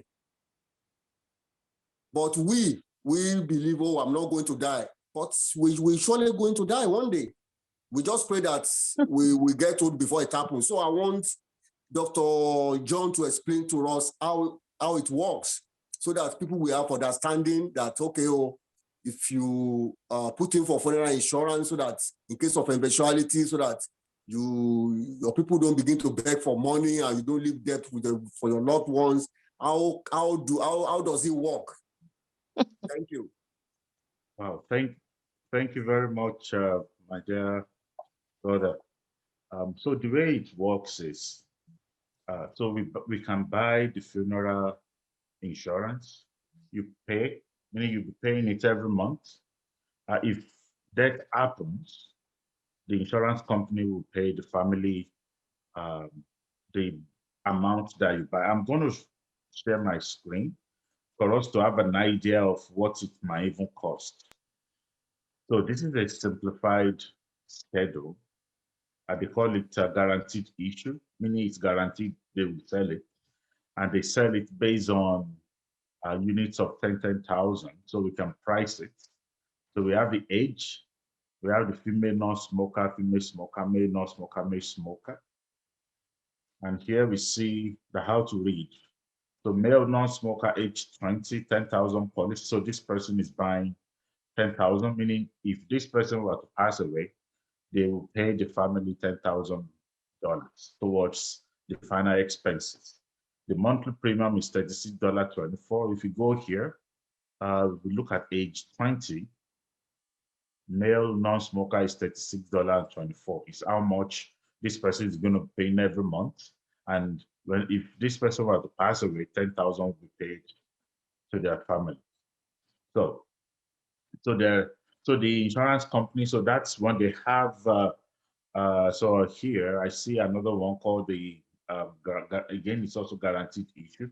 But again, it's all depend on, say the age, the state of the health that determines how much one would pay. So for someone who's older, they will pay more than the person that is younger, because there is a higher chance of older people passing away than younger people passing away. So when should one buy this? I think this is part of financial plan. I have 4 children from 17 to 82. All of them have this already. I mean, God forbid, I'm not praying for them to pass away, but I already put this in place as part of their own financial plan, because when they're younger, the price is low. So I'm paying just a little for each one of them, but when they become adults, I will pass their policies to them as that's going to be part of their gift when they become adults. That these are all the policies that I have for you, and they have a lot. And thank God that I met Mrs. Cherokee in year 2018, January 2018. All this I didn't know about it before. So then she shared this knowledge with me, and she guided me through all that. I've been able to put my house in order. So it's not difficult to do. It's extremely simple. And this company, ivari, they have a product. It's a life insurance product in their universal life, as Mrs. Cherokee mentioned. If you buy up to 100,000 life insurance, universal life insurance for yourself, they will have this for you. They will have the funeral concierge service plan for you. It's a great service, but I think each and every one of us, if that's the only thing we can even buy, you've already had, you have the end of life plan planning in place, and for that they pay up to 20,000 from the 100,000 coverage that we buy. Within 24 to 48 hours of someone passing away, they will give the family up to 20,000 from the 100,000 policy that you bought. So it's a great product. Again, I have that product for I have for my kids. Because I do think it's important that as we plan our life, we also need to plan passing away. And I must say it, death is part of life. Life is incomplete without death. It must happen.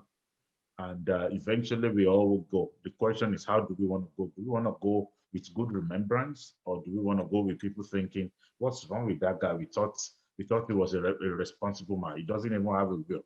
He doesn't even have cover. And now they're doing GoFundMe. we can do that. Thank you. So did that answer your question? Yes. And so the three of us, we thank God that we all work on the platform of the World Financial Group. So so you can get in touch with us. We'll be more than, the point is we all have access to these same products. So as financial advisors, so it's not that maybe one person have access to a product that the others don't know.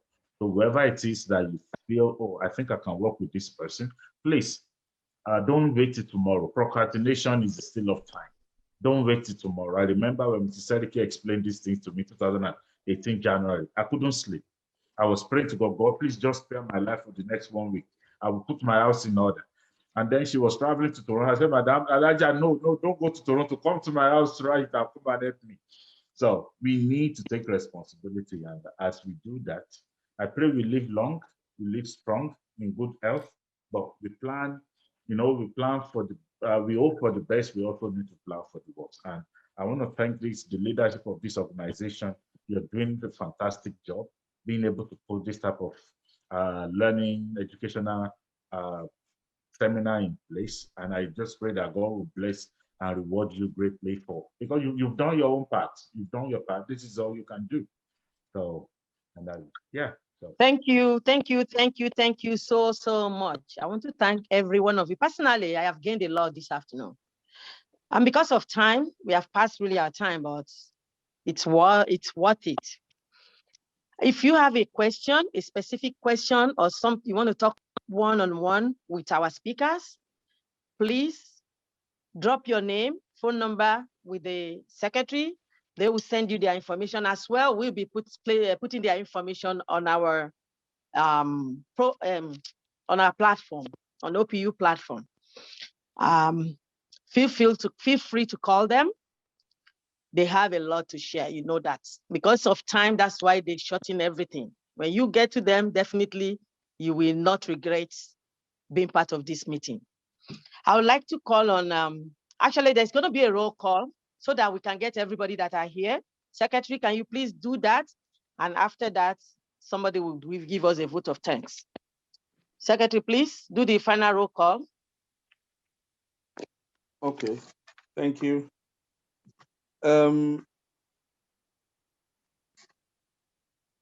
All in all, in total, we have 45 people in attendance, but some had cost to probably leave along the line. So I'll quickly just run through, though I have some people that I need to get their proper names because I only saw their the names of their phones. So the coordinator is right here, Mr. Olumide Fatunashi. Then the National Secretary, Mrs. Olati Regum, she's here. Myself, Olajide. Then we have Chief Fumi Olumade, the moderator of today's event. We have Mrs. Afoleka Gaba. We have we have our three special speakers, our guests, Dr. John Akinyemi, Madam Faith Awoniyi, and Alaja. I'm sure I'm correct with Alaja, right? Alaja Seriki. Yes. So, and we have Mrs. Yabo Okwere, Dr. Sorry, Mrs. Folashade Agnes, Mr. Shegun Awoniyi, Dr. Kofo Arinola, Mr. Adeyanju, Otumba Shegun Ogunpitan, Alhaji Toyin Olowolayemo, Mr. Joseph Paul. Then I have somebody, Buki iPhone. I think that is Yadra, right? Then Olubi Kemi, okay, Otumba Agbeke Kemi, Madam Agbeke. Then Mrs. Yetunde. Correct.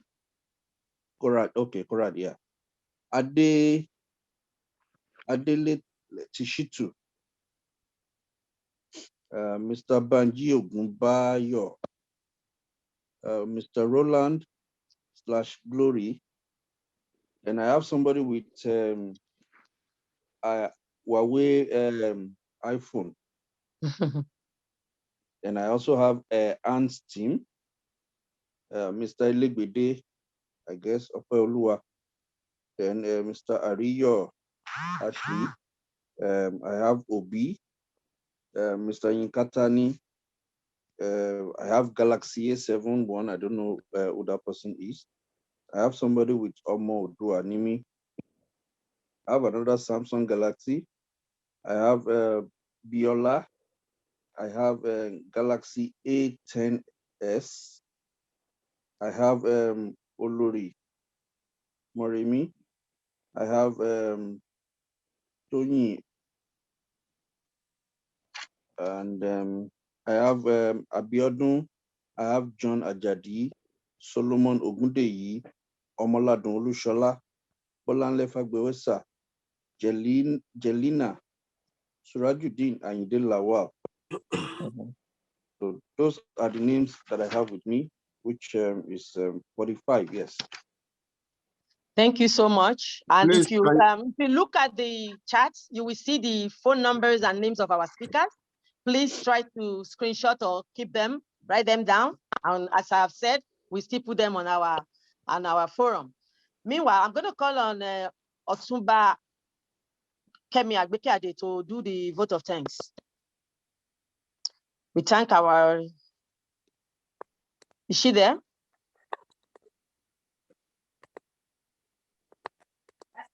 Oh my God, here I'm at work. Okay, hold on. Hello, the moderator, please. Yes. Sorry, can we get the video record of this event? The secretary has the recording, so he will be, I don't know, I think it's just the recording that they did, not the video recording. So if anybody who wants it will have to send this his or email to the secretary. Okay. All right. Definitely they will send it to the speakers. Meanwhile, Otumba Agbekeade, over to you. Appreciation of our speakers and the vote of thanks. Thank you. Okay, thank you, our moderator. I would say thank you to, on behalf of our coordinator, Mr. Olumide, and the entire member of OPU Canada chapter. We say thank you to our guest speakers for their time gracing this event. And I would say today we had the opportunity to hear your wonderful speech. And this is definitely encouraging us in our future event. And I would say thank you to all the people that graced this tonight's event. We really appreciate your presence. Thank you for coming. May God Almighty be with all of us, Adele Barre and Arino Kore. Thank you for coming. Thank you all. We all love you. Thank you, Otumba Agbekeade, for this vote of thanks. And what can we say? I would like to thank the executive of OPU Canada for giving back to the community through this type of knowledge disseminated to all of us that are present here today. Thank you all from the US, from America, from Canada, from Nigeria, from South, what do you call it? Where is it from? From Africa, coordinator of Africa, for joining us. Thank you so much. So without much ado, I believe that all of us have achieved something here today. We have something to take home. Please, Secretary, Mrs. Juliana said you did not call her name. Try to add her name to the list of attenders. I did call her name. Okay, so it's confirmed now. Thank you. And we are done. We are like 35 minutes over the time, which is not that bad at all for the type of knowledge that we are taking home from here today. So everything that has a beginning always have a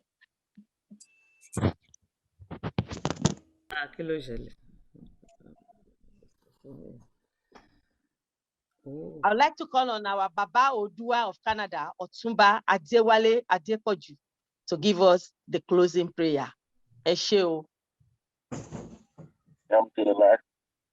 Alhamdulillah. Alhamdulillah. Amen. Oh Allah, we come to the end of our time together. We thank you for what has been accomplished here today. May the matter discussed here serve as a catalyst to move us forward and cause us to advance and see the growth in all areas of our lives. Allah, we thank you for being with us throughout this meeting. Your presence has been in this place from the start to the end. And we want to say thank you to Almighty Allah. As we leave this place, let us go out there and be the salt and light. May we put into the practice what we have discussed and learned. Help us to make a difference in this world for the glory of your name. Allah, where we drifted and said things that do not bring glory to your name, we ask you for forgiveness. Bismillahirrahmanirrahim. Isaja Nasulai, Palifatir Wara Isanasa, Yadi Luna Bidinilai Afraj. Azabeki Ambrabika Westakabina Ukano Tower. Amen. Amen. Thank you so much, and thanks for the opportunity to moderate this event. And thank you, our guest speakers. Definitely, people will contact you for sure. Thanks for sharing your knowledge. Oluwa pẹ̀lú yín, ẹ ṣé gan, a dúpẹ́ o. Thank you very much for having us. Thank you, everyone. Thank Bye, you. everyone. Bye. Bye. Thank you, everyone. Dr. Ishio. Ó dàbọ̀ kó ló wá pẹ̀lú wa o.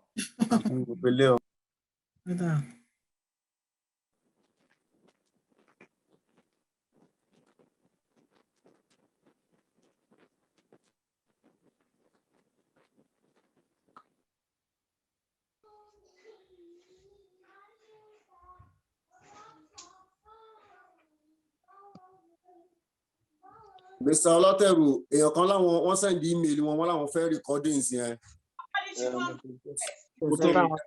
Get email yẹn kẹ́ tó shut down.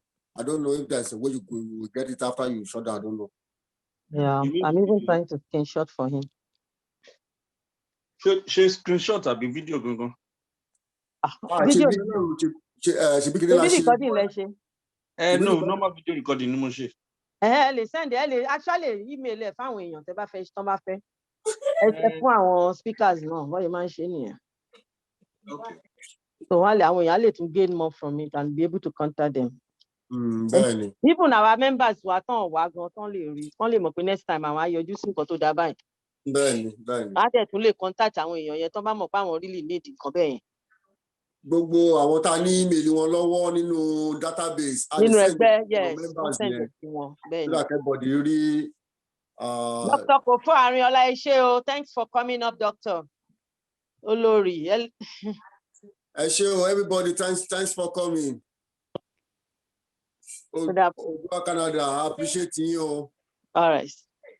Bye. Yamitu, ẹ ṣé o, thanks for the good job.